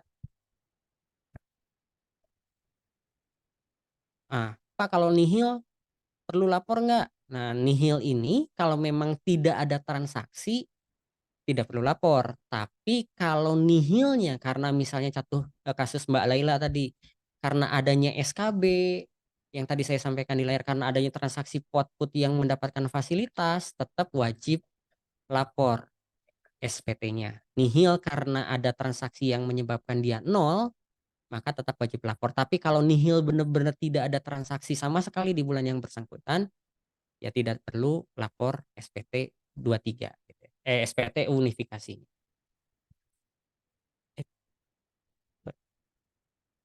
Oke, lanjut ya. Nah, ini dashboardnya. Di sini di dashboard juga ada aksi tombol lihat bukti potong. Jadi di masa pajak tertentu misalnya kita pengen melihat bukti potong yang sudah kita terbitkan detailnya. Ada di sini rinciannya. Ini bisa kita klik per berapa entrian. Kalau misalkan kita butuh data buat Excel, buat konsolidasi internal, di sini juga disediakan menu unduh Excel gitu ya. Tinggal kita klik saja. Nanti filenya akan terdownload bukti potong rekapitulasi dalam 1 bulannya. Kemudian di sini ada tombol cetak SPT gitu ya. Kalau misalkan kita butuh arsip internal, silahkan dicetak. Nah, seperti tadi saya informasikan, yang dicetak ini hanya tampilan induknya. Untuk formulir lampiran DOPP, DOSS, ataupun BPN-nya itu dia tidak muncul. Kita harus men-screenshot satu-satu. Yang muncul di sini hanyalah induknya saja. Kemudian juga kalau misalkan kita membuat bukti potong banyak nih 1 bulan itu misalnya ada 30 atau 100, daripada kita mengunduh satu-satu, di sini ada menu ajukan ulang unduh bukti potong. Jadi misalnya kita klik, nanti pengajuan ulang unduh potong berhasil. Nanti akan tertampil menu download. Di sini berubah nih dari yang tandanya keong akan berubah menjadi menu download. Nanti tinggal kita download bukti potongnya gitu ya. Nanti akan terekap seluruh bukti potong yang kita terbitkan di dalam suatu masa. Nah, ini menu dashboard. Kemudian ada juga menu pajak penghasilan. Ini sebenarnya main menunya. Di mana di sini juga ada 5 submenu lagi. Ada menu PPh di store sendiri, pasal 4 ayat 2 ya. Non residen ini yang tadi pasal wajib pajak asing, kemudian impor data PPh ini untuk yang kita misalnya membuat bukti potong melalui skema impor. Oh iya, ada pertanyaan tambahan juga. Pak, bukti potong dari lawan transaksi kita bisa kelihatan nggak sih Pak di situ? Untuk EBUPOT Uni lawan transaksi diminta bukti potong susah banget gitu ya. Nah, memang kalau untuk saat ini, bicara untuk saat ini Mbak Harum, berbeda seperti dengan e-faktur. Kalau e-faktur kan ada pre-populated pajak masukan gitu ya. Nah, untuk saat ini bukti potong yang diterbitkan lawan transaksi belum muncul di dalam aplikasi EBUPOT Unifikasi. Tapi nanti di tahun 2024 di aplikasi yang baru di Cortex itu akan muncul. Tapi saat ini belum muncul. Jadi mau tidak mau, suka tidak suka gitu ya. Kalau misalkan kita masih dicuekin sama rekanan kita, ya harus banyak-banyak bersabar. Gitu ya. Ini masih untuk EBUPOT unifikasi masih seperti itu. Belum benar-benar masih harus mengandalkan dari lawan transaksinya untuk mengirimkan. Gitu. Kemudian ada tombol posting ya, saya lanjutkan. Untuk SPT masa ini nanti untuk merekam bukti penyetoran dan menu penyiapan dan ada menu pengaturan. Di sini kita mengatur siapa yang berhak untuk menandatangani bukti potong dan atau bukti setor. Sorry, sebentar. Maaf, sebentar.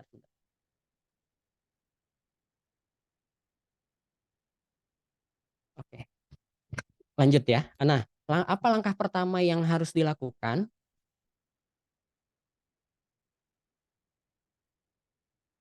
Langkah pertama yang harus dilakukan ketika pertama kali menggunakan yang harus dilakukan adalah mengeset siapa yang berhak untuk menandatangani faktur.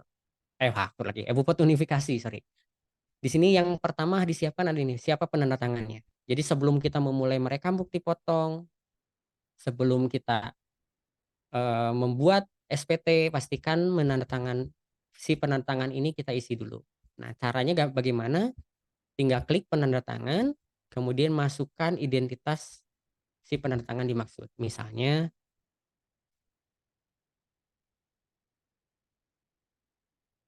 ya. Nah, kemudian klik tombol simpan. Nah, di sini bisa juga kita menggunakan parameter NIK misalnya. Kalau NIK, pastikan NIK-nya sesuai dengan NIK IKTP. Kemudian namanya nama lengkap, ya. Kemudian cek. Nah, kalau datanya sesuai dengan yang ada di Dukcapil, maka akan ketemu statusnya di sini valid. Kemudian kita klik tombol simpan. Nah, gitu ya. Nah, di sini ketika kita menyimpan akan masuk ke menu daftar penandatangan bukti potong. Di sini kita bisa mengaktifkan dan menonaktifkan siapa penandatangan bukti potongnya gitu ya. Yang pasti jadi perhatian adalah di sini tidak pernah ada menu hapus. Jadi kalau sudah terekam tetap terekam selamanya di dalam dashboard. Yang ada hanyalah mengubah statusnya dari aktif menjadi tidak aktif. Bagaimana cara mengaktifkannya? Tinggal pencet yang tombol aksi.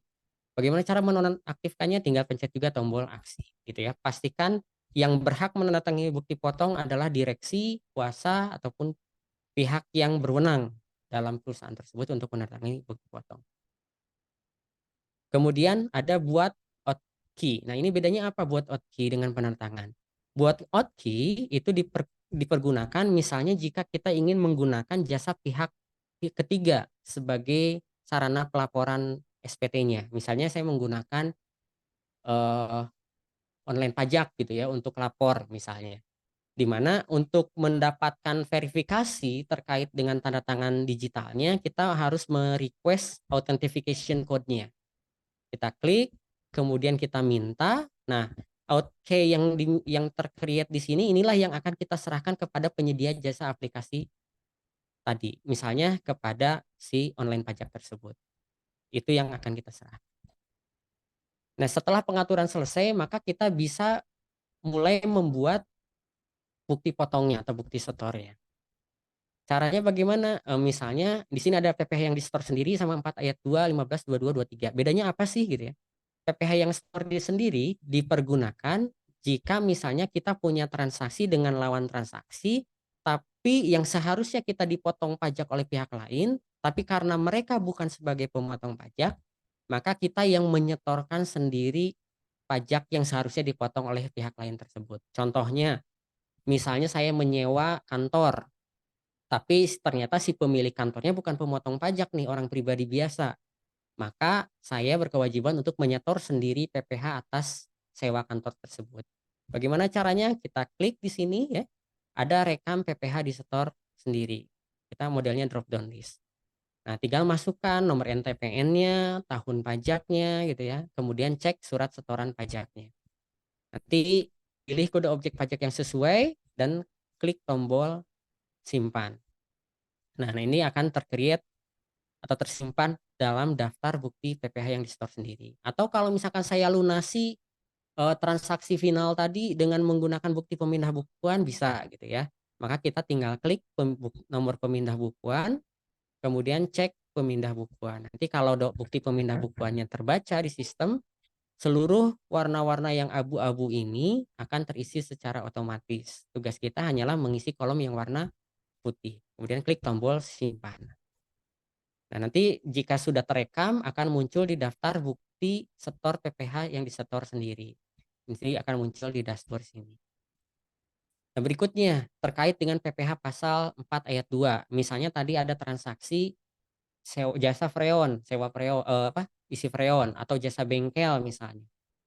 Maka caranya kita klik rekam bukti potong gitu ya. Nah, ini adalah cara menggunakan metode yang pertama, menggunakan metode key in. Artinya kita mengisi secara manual satu demi satu di website. Di mana dampaknya kalau kita create melalui key in, itu bukti potong yang kita terbitkan real time sesuai dengan tanggal kapan kita membuatnya. Jadi nggak bisa backdate nih kalau di sini. Kalau mau backdate nanti menggunakan impor data. Nah, caranya sangat-sangat mudah. Kita tinggal pilih tahun pajaknya, misalnya 2023. Kemudian masa pajaknya kapan, misalnya September. Kemudian identitasnya misalnya tadi jasa freon gitu ya, menggunakan orang nik. Contohnya saya misalnya. Nah, kemudian kalau misalkan menggunakan parameter, pastikan parameter nik, pastikan namanya sesuai dengan nama yang tercantum di iktp. Kemudian cek. Nah, pastikan namanya benar. Kalau ditemukan artinya di sini statusnya valid, artinya datanya sesuai dengan data Dukcapil. Kalau datanya tidak valid, maka kita tidak bisa memproses lebih lanjut atas pembuatan bukti potong ini. Kita harus memastikan si rekanan tadi menyerahkan nik yang valid. Kemudian berikutnya. Nah, tadi ketika misalnya ada transaksi isi freon, misalkan jasa teknik gitu ya, maka kita pilih kriteria jasa yang sesuai. Kalau tidak sesuai, cari yang mirip-mirip. Kalau bingung nyarinya, nanti bisa buka Per 24 tahun 2021. Di situ di dalam lampiran ada seluruh jenis jasa yang muncul. Misal, nah ketika misalnya rekanan tadi memiliki SKB, kasusnya tadi yang Gojek, maka di sini dia akan terisi secara otomatis nomor SKB-nya. Tapi kalau misalkan tidak terisi secara otomatis, bisa juga kita input secara manual. Ketika klik, masukkan nomor SKB sesuai dengan berkas yang diterima dari rekanan kita.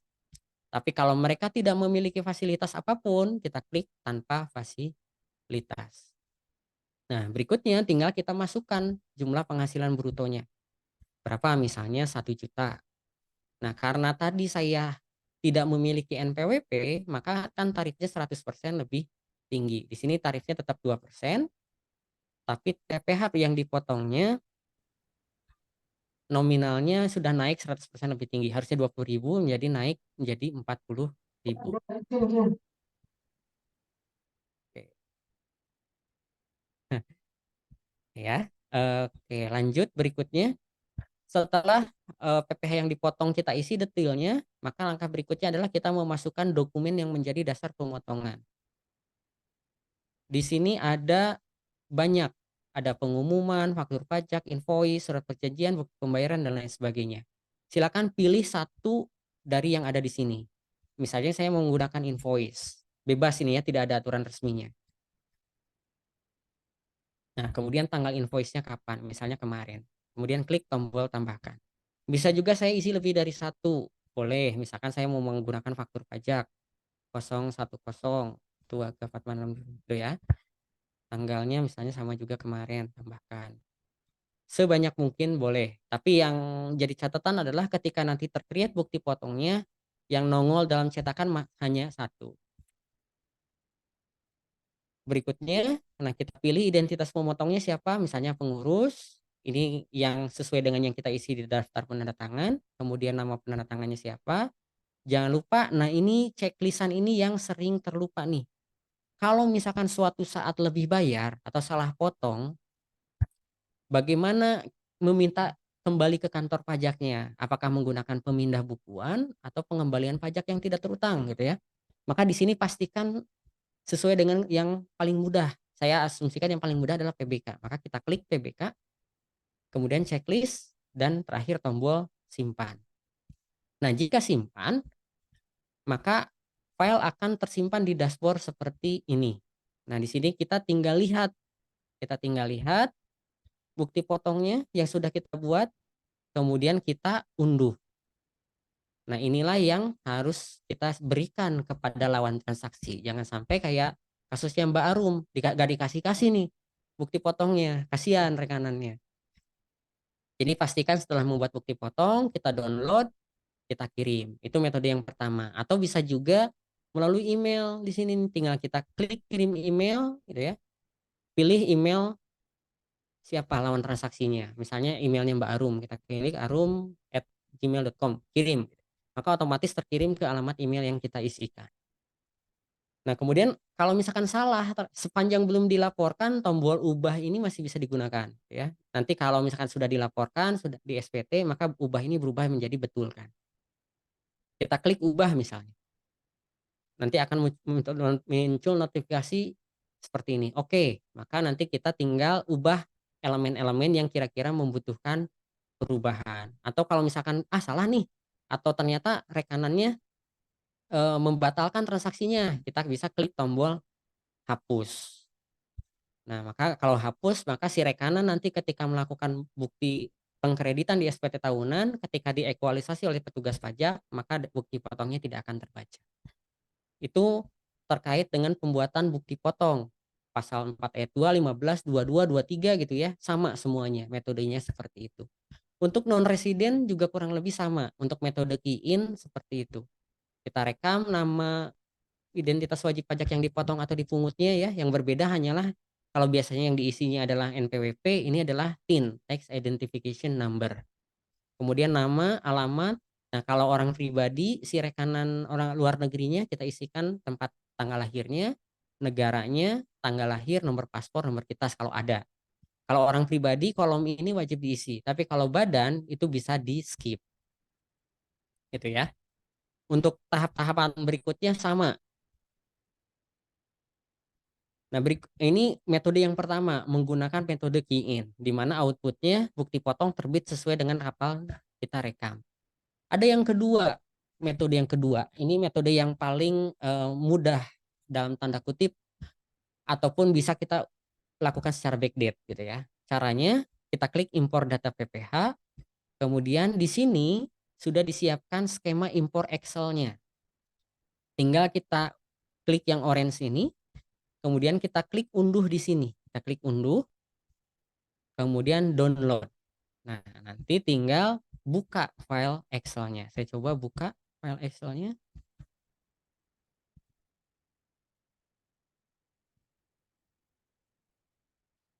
Ya, saya loading dulu.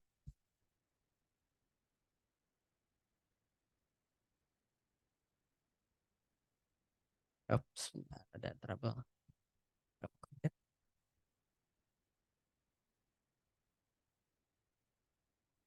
Bentar ya. Oke. Mana Excel-nya? Kenapa tidak terbuka? Wait sebentar, mohon maaf. Upload. Nah, sudah muncul. Saya coba share screen ulang. Nah, ini format Excel-nya. Mudah-mudahan terlihat ya. Template-nya Excel. Di sini ada 1, 2, 3, 4 sheet yang warna hitam. Ini yang harus kita isi. Yang warna hijau ini tidak boleh dihapus, biarkan apa adanya. Bagaimana tata cara pengisiannya? Kita bisa klik sheet 42, 15, 22, 23. Ini untuk membuat bukti potong PPh pasal 4 ayat 2, 15, 22 dan 23. SID NR untuk membuat bukti potong non residen ya untuk wajib pajak luar negeri yang pasal 4 ayat 2 dan pasal 15, dan ada SID dasar pemotongan.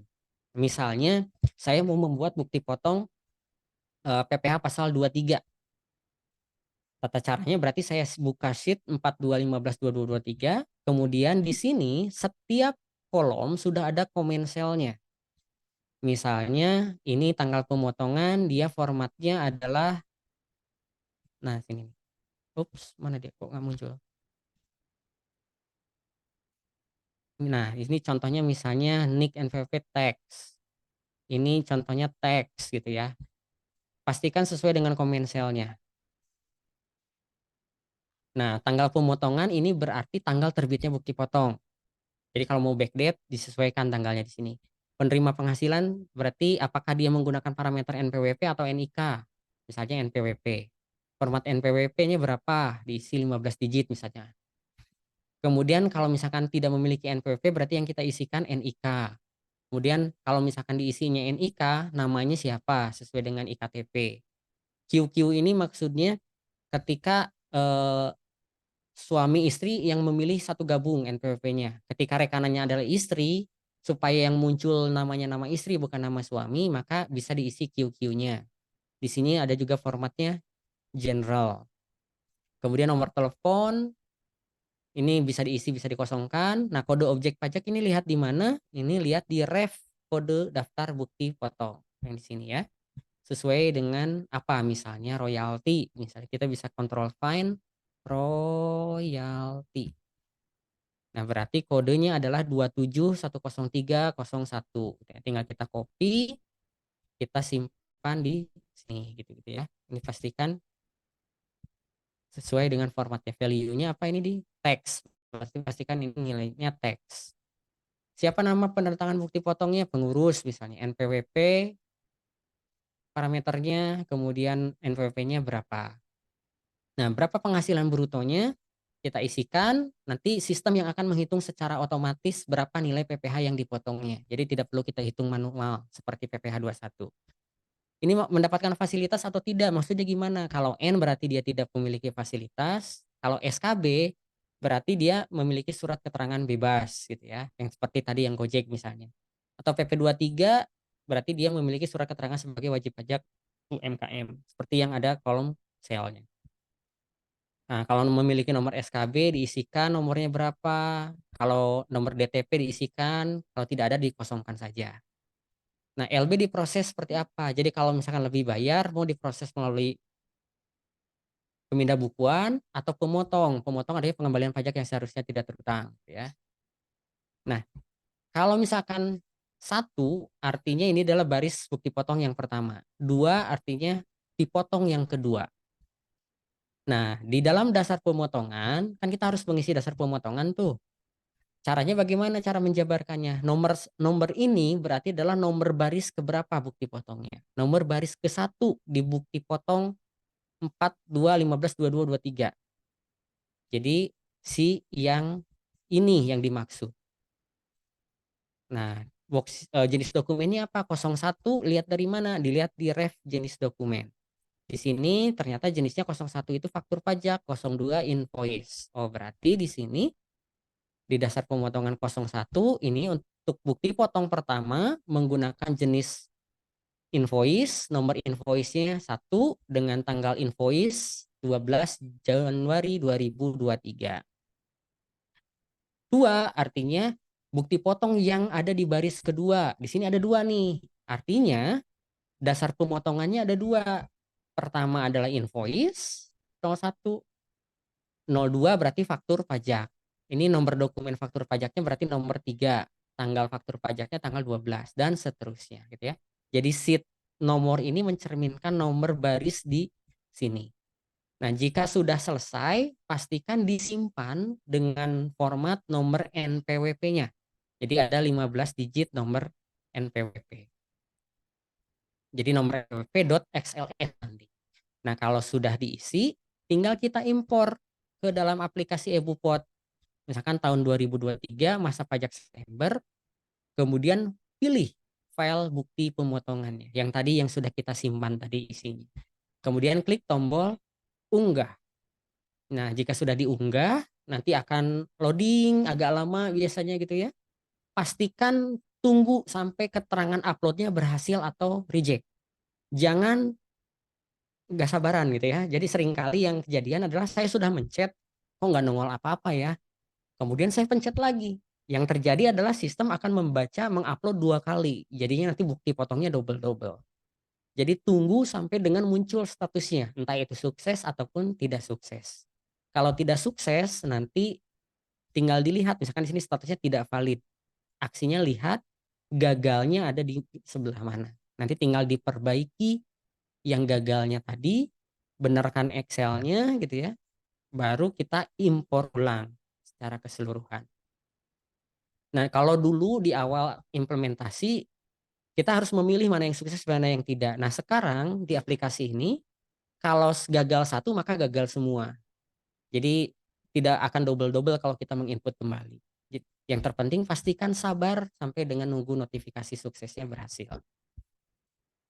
Nah, itu terkait dengan mekanisme cara pembuatan bukti potongnya gitu ya. Bisa manual satu-satu, bisa melalui skema impor. Nah, berikutnya setelah kita membuat bukti potong, kita mengirimkan ataupun memposting bukti potong tersebut ke aplikasi EbuPot. Nah, caranya saya tampilkan melalui layar saja karena tidak bisa secara live punya orang ya.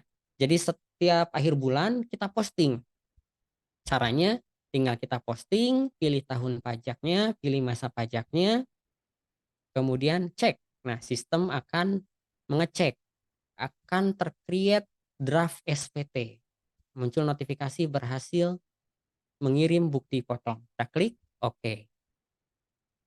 Nah, setelah draftnya terbentuk, postingnya terbentuk, langkah berikutnya kita menyiapkan SPT masa unifikasi. Caranya kita masuk ke menu SPT masa, kemudian ada 2 submenu, perekaman bukti penyetoran dan penyiapan SPT masa unifikasi. Untuk tahap awal, kita rekam dulu bukti penyetorannya gitu ya. Kita klik rekam bukti penyetoran. Jadi yang sudah kita buat kode billingnya, ya sebagai informasi juga kode billing bisa di-create melalui sistem ya, melalui EbuPot unifikasi atau melalui sistem yang terpisah.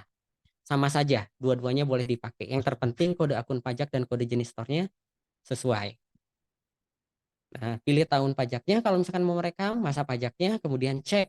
Nanti akan ditampilkan seluruh rekapitulasi bukti yang terutangnya misalnya. Nah, di sini ada buat kode billing gitu ya. Atau cetak kode billing. Jadi supaya tidak salah kita bisa memanfaatkan fitur yang ada di sini. Karena seringkali suka ketuker antara jenis store 100 dengan 104 atau misalkan 102 dan lain seterusnya. Maka dengan menggunakan kode billing di sini kita berpotensi meminimalisir kegagalan kesalahan pembuatan kode billing. Kemudian setelah di-create kode billing bisa kita cetak. Atau kalau mau menggunakan kode billing yang lain di SSE2 misalnya, bisa terserah lah. Yang terpenting kodenya sama. Nah, sini ya notifikasinya nanti silahkan dipelajari saja. Berikutnya, setelah kita membuat kode billing, sudah membayar ke bank, maka tinggal kita rekam bukti penyetoran. Caranya klik tombol tambah, rekam, masukkan apakah menggunakan SSP atau menggunakan bukti pemindah bukuan kalau misalkan dilunasi melalui PBK. Tinggal diisikan kolomnya, kemudian klik tombol simpan. Nah, di sini muncul nih rekapitulasinya yang sudah kita setor, yang sudah kita potong.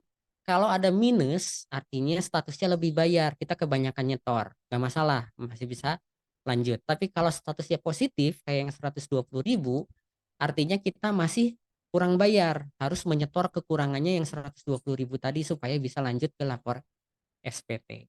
Kalau nih selisihnya 0 lebih bagus gitu ya.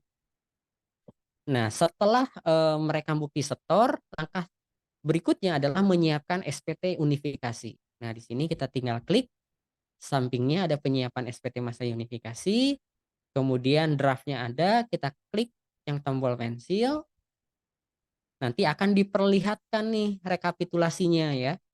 Nah, di sini ada lampiran DOSS, daftar objek setor sendiri. Ini kalau misalkan bagi yang bergerak di industri pelayaran atau perusahaan pelayaran dalam negeri ya yang menggunakan mekanisme charter. Yang tadi saya sampaikan yang menggunakan dokumen yang dipersamakan. Karena dibuatnya melalui aplikasi yang terpisah, maka tugasnya di sini hanya menginput nilai secara digunggung. Berapa dasar pengenaan pajaknya, berapa jumlah PPh yang dipotongnya. Hanya sebatas itu gitu ya tugasnya. Tapi kalau tidak ada transaksi ini bisa di-skip, dilanjutkan ke tahap lampiran DOPP. Nah, DOPP ini juga sama masih berkaitan dengan yang namanya pembuatan bukti potong di luar aplikasi yang tadi dokumen yang dipersamakan. Silakan masukkan nilainya secara digunggung. Kalau tidak ada bisa di skip saja. Terakhir adalah daftar bukti setor. Ini sesuai dengan yang tadi kita input di dalam rekam bukti penyetoran gitu ya. Rekapitulasinya totalnya ini. Terakhir, sebelum kita kirim SPT, kita pilih nama pendatangan dan kita klik tombol simpan.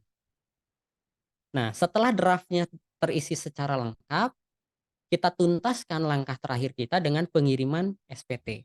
Caranya di menu penyiapan, ya, kita klik. Nah, kemudian nanti kita sebelum ngirim diminta scanning lagi, sudah terisi benar belum lampiran DOSS-nya, gitu ya. Kita sudah isi benar belum lampiran daftar objek potong pungutnya, kemudian rekapitulasi daftar bukti potongnya sudah sesuai atau belum, gitu ya. Bagian 1, bagian 2, sampai ke tahap induk. Nah, terakhir sebelum kita kirimkan SPT-nya, maka kita masukkan paspres kita plus sertifikat elektronik yang kita miliki. Kemudian kita klik kirim SPT, maka selesai. Bukti penerimaan elektronik akan muncul di dashboard. Tinggal kita unduh atau kita simpan. Seperti itu tampilannya ya. Ini contohnya tombol aksi yang tadi ada lihat BPE, bukti potong, rekapitulasinya selama 1 masa, ada tombol aksi cetak SPT, dan ada unduh bukti potong secara massal. Seperti itu tampilan dari aplikasi EbuPot unifikasi. Nah, bagi yang butuh buku, saya juga sudah menyiapkan buku. Silakan unduh di s.id/unifikasi umum. Nah, setiap tahapan-tahapan yang tadi kita sampaikan sudah dijelaskan di sana. Kemudian juga ada beberapa FAQ yang mungkin masih ragu-ragu terkait dengan aplikasi, ada juga di sana. Mungkin itu yang bisa saya sampaikan terkait dengan aplikasi EbuPot unifikasi umum secara previewnya ya. Mohon maaf nggak bisa live seluruhnya karena tidak ada aplikasi demonya. Silakan jika ada pertanyaan.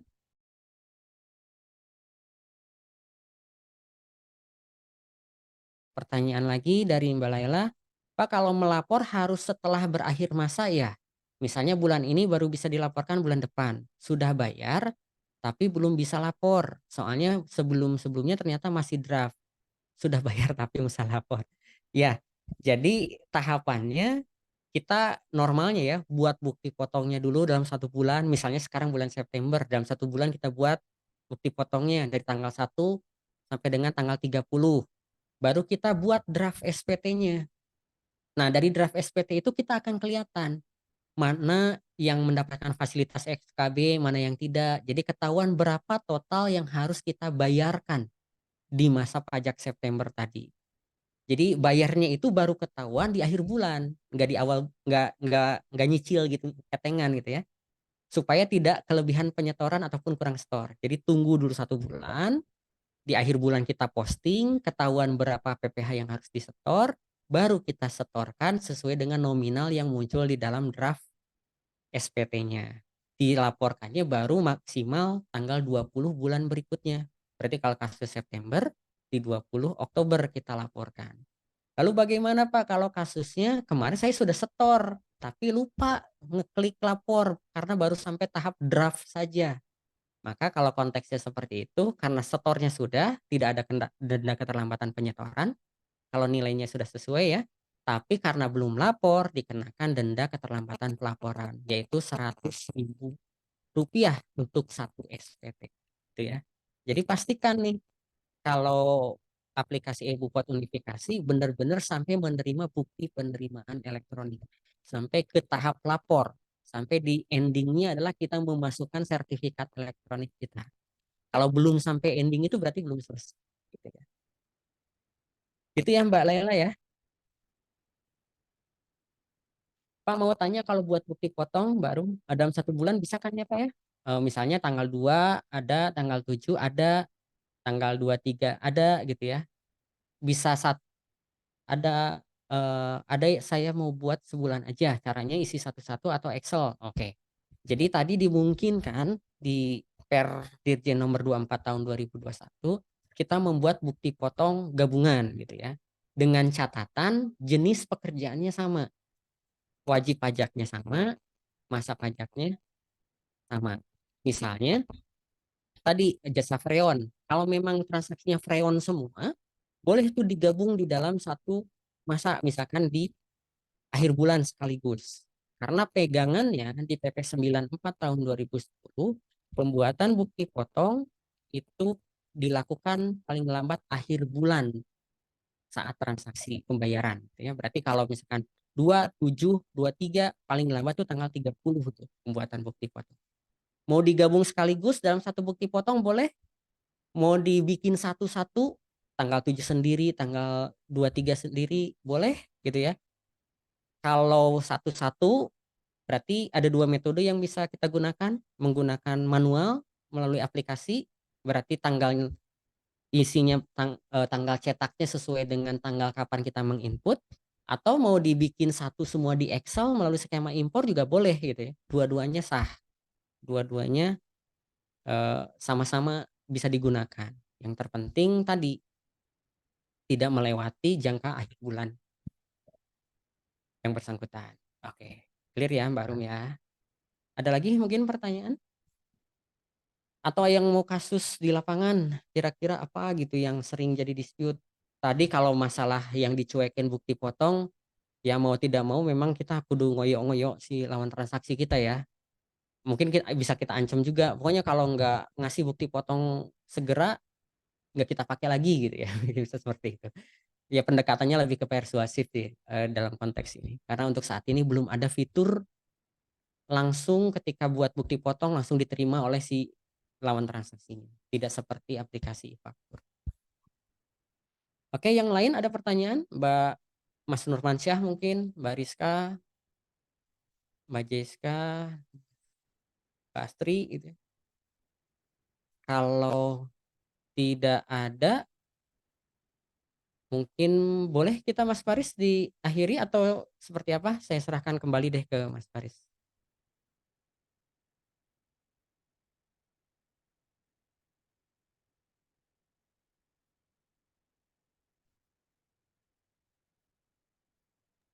Baik, terima kasih Mas Angga atas atas pemaparannya. Sekali lagi, kalau misalkan ada pertanyaan, boleh disampaikan ya Bapak Ibu ya. Boleh nanti lewat grup dulu, nanti saya teruskan ke Mas Angga. Kalau misalkan saya nggak bisa jawab, atau nanti kan ada nomornya Mas Angga tadi ya, mungkin bisa japri aja.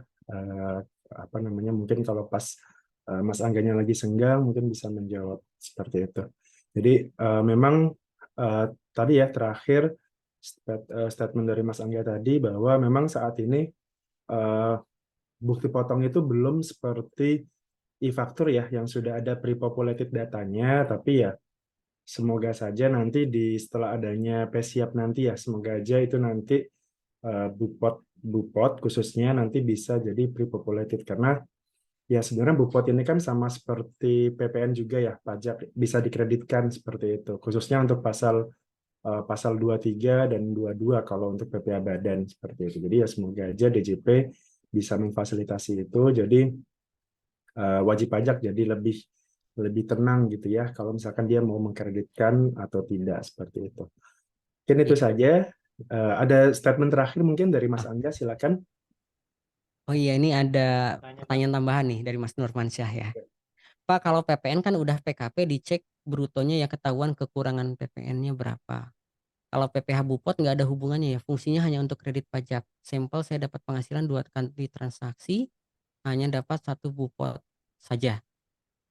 Iya, kalau kita ngomongin Bupot, maka ini kaitannya sama nanti lampiran 3 SPT Badan ya sebagai kredit pajak. Nah, mungkin yang harus dicek adalah ketika memang transaksinya tadi ada 2, apakah Bupotnya ini mengakomodir dua transaksi tadi, karena kan dimungkinkan adanya Bupot gabungan gitu ya, atau memang yang satu belum terbuat. Nah ini yang harus kita lebih hati-hati lagi.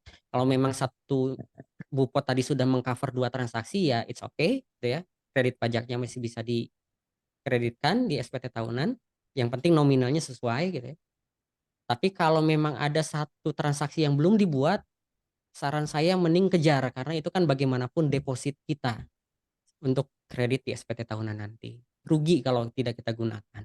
Dan sebagai informasi tambahan juga terakhir, nanti di pesiap ya Mas Faris ya, entah itu, tapi saya dapatnya full. It's okay sih. Kembali pegangannya adalah PP 94 ya tadi kalau yang full tadi. PP 94 tahun 2010. Search di saat pembuatan bukti potong. Itu dimungkinkan untuk membuat bukti potong gabungan. Yang penting kode akun pajak dan kode jenis store-nya sama, masa pajaknya sama, dan rekanannya si pihak yang dipotongnya sama. Nggak masalah mau digabung atau dipecah gitu ya. eh itu Mas Nurmansyah ya. Kemudian terkait dengan pesiap ke depan. Jadi di pesiap itu di dalam satu aplikasi, kebetulan saya menghandle modulnya juga, ada aplikasi eBupot 21, aplikasi e-tax invoice, dan aplikasi unifikasi. Semua dalam aplikasi yang sama. Dan semua nanti ke depan sifatnya adalah pre-populated. Jadi ketika Bapak dan Ibu dipotong, saat itu juga masuk ke tax account manajemennya, TAM, ke dashboardnya wajib pajak. Langsung bukti potongnya real time saat itu juga diterima. Jadi kekhawatiran Mbak Lela tadi misalnya karena dicuekin, Mbak Arum ya, yang dicuekin lawan transaksi itu tidak akan terjadi lagi. Karena langsung real time di tahun depan. Mudah-mudahan implementasinya berjalan mulus. Rencananya pertengahan tahun 2024. Habitnya kurang lebih masih sama, tidak jauh berbeda dengan apa yang kita pelajari. Jadi nggak sia-sia amat kita belajar terkait dengan aplikasi e-faktur, E21 ataupun PPh 23-nya atau e-bupot unifikasinya. Mungkin itu dari saya. Mohon maaf kalau misalkan ada beberapa kekurangan dalam penyampaian. Dalam hal di lapangan saat membuka aplikasi atau ragu-ragu dengan transaksinya, silahkan menghubungi nomor yang nanti bisa di-share oleh timnya Mas Faris. Mungkin itu yang bisa saya sampaikan. Terima kasih atas perhatian Bapak Ibu semua. Sudah mau meluangkan waktunya di hari weekend ya. Semoga weekendnya menyenangkan dan selalu senantiasa dalam keadaan sehat. Ini itu saja dari saya. Wabillahi taufiq wal hidayah. Assalamualaikum warahmatullahi wabarakatuh. Waalaikumsalam. Terima kasih Mas Angga.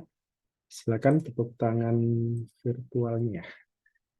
Selama kurang lebih 2 jam kita sudah belajar mengenai e-bupot unifikasi ya. Jadi tadi banyak hal-hal penting gitu ya, hal-hal penting menarik terkait dengan e-bupot. Karena memang ini aplikasi yang paling mudah ya dibandingkan dengan aplikasi-aplikasi yang lainnya dan yang paling kompleks juga gitu ya karena dia beberapa jenis pajak gitu kecuali pasal 21 ya.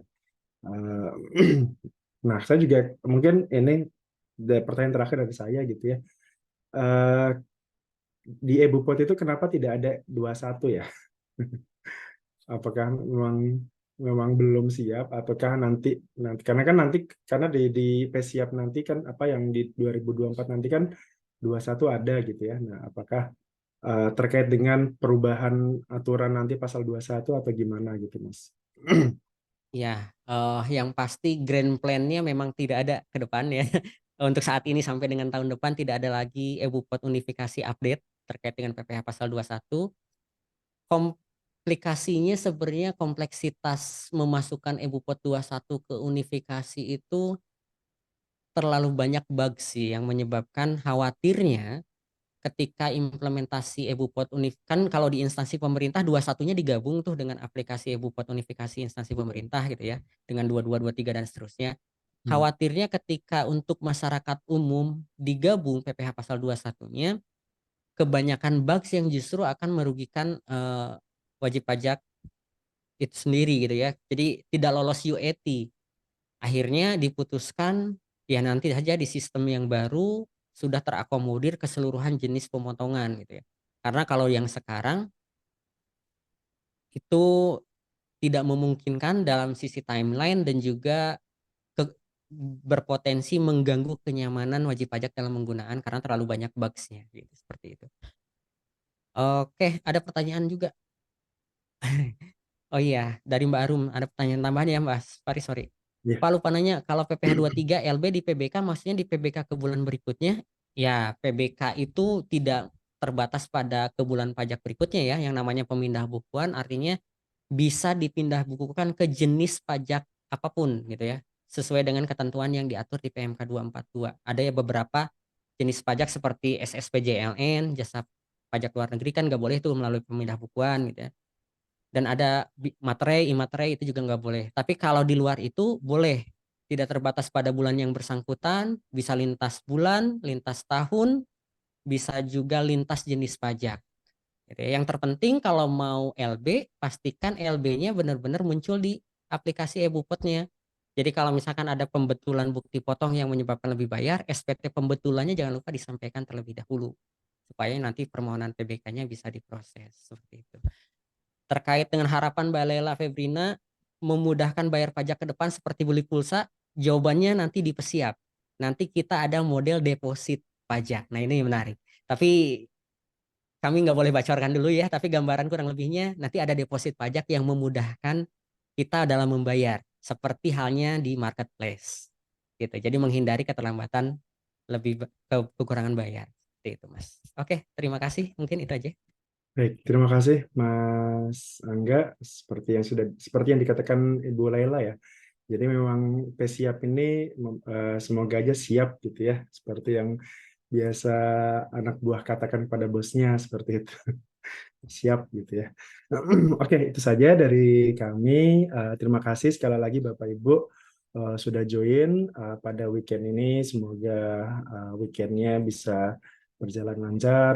Terima kasih Mas Angga atas waktunya. Semoga diberkahi kegiatan-kegiatannya, sukses terus, penyuluh penyuluh pajaknya gitu ya, karena butuh nih seperti Mas Angga ini gitu. Saya juga mohon maaf ini suara saya habis karena habis biasa kalau di menjelang Oktober tuh pasti banyak lomba-lomba ya internal dan jadi supporter teriak-teriak gitu ya. Seperti itu. Uh, untuk pemberitahuan berikutnya nanti kemungkinan untuk minggu depan karena hari Kamis itu kalau nggak salah libur ya Bapak Ibu ya, dan pengajarnya juga kebetulan berhalangan. Jadi mungkin nanti untuk lebih detailnya mungkin akan disampaikan oleh admin dari Bicara Pajak jadwal berikutnya. Jadi mungkin minggu depan mungkin kita akan libur dulu selama seminggu, tapi untuk detailnya mungkin akan disampaikan nanti. Kita akan masuk lagi minggu depannya lagi ya, masuk ke akuntansi pajak, kemudian PPA Badan nanti bersama saya. Itu saja dari saya. Terima kasih atas perhatiannya, terima kasih atas ilmu-ilmunya Mas Angga. Mohon maaf kalau ada kekurangan dari kami. Saya tutup. Assalamualaikum warahmatullahi wabarakatuh. Waalaikumsalam warahmatullahi wabarakatuh. Terima kasih teman-teman semua. Semoga sehat selalu ya. Sukses usahanya. Lancar-lancar.